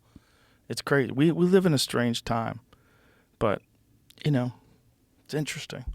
Well, we're starting to talk about it. So Yeah. I mean, the first thing, nobody used to talk about drug dealing. Right. That was a taboo. To Right. have somebody to come on and say, I sold drugs. Right. You never would have heard that before. No, not like this. So now we're talking about it. People were starting to understand how they get started selling drugs, what to look for. And that's really all I can do. If I can educate somebody on what to look for when it's coming your way, hey, I did my job. Yeah, and explain the pitfalls. And also, don't ask how much when someone calls you up. When someone gets suspicious. Yeah, don't get addicted. Because if you get addicted, you're going to ask how much. Right. How much? Right, especially if you're addicted to the thrill of the game. If it's, an exciting thing, and then you're not doing that exciting thing anymore and you miss it. Because everything that you're not supposed to be doing is exciting, at least in some way, especially something that's massively profitable. But at least you documented it right here. Freeway Rick Ross, The Untold Autobiography, 2nd edition. Well, I took out all the misspellings and the typos, and because I self-publish. Oh, okay. You self-publish I self-publish it. Yeah. So if anybody want to get it, tell them to go to my website, freewayrickyross.com. Don't go to Amazon because they keep all the money. Amazon keeps all the money? They keep a lot of it. Yeah. We don't get much money. Oh, okay. I bought you my other one too. I did that one since I've been 21 home. Keys of Success. Those are 21 keys that I used when I got out of prison. All right. Beautiful. And this is available on my site as well. freewayricky.com? freewayrickyross.com. Okay. All right.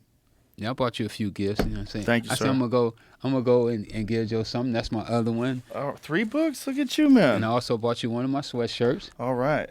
And I just want to tell you, man, thanks for the world famous Freeway Rick. Thanks for all you did for me. My pleasure. And your story is crazy. And you know what? I'm gonna take your advice on the podcast. You should. I hope you do. Everybody else been telling me, and I've been like, yeah, but I did so well the last time you told me to do something, and I would be going against my own principles. You definitely should. Listen, you're an interesting man, and you've had a fascinating life, and we need more interesting people and interesting voices. We need more people. We grow and learn from other people's perspectives of the world when you get to hear a person who's gone through the life that you've gone through, which is very unusual. When you hear that person talks, it educates you and informs you, and it changes your perspective. You get to add to your perspective of the world from another person's life experiences, and that benefits everybody. Oh, no question. It does. I agree. All right. Let's do it again sometime, man. Well, next time we do it, we're talking about your podcast. When the movie come out. Okay. When the movie come out, I'll when is come that? Back. Well, we just hired the director 3 weeks ago. So hopefully this summer we go in production. Okay. Well, when it comes back, you come back. I'll be back. All right. Thank you, sir. Thanks, Appreciate Joe. you. Bye, everybody.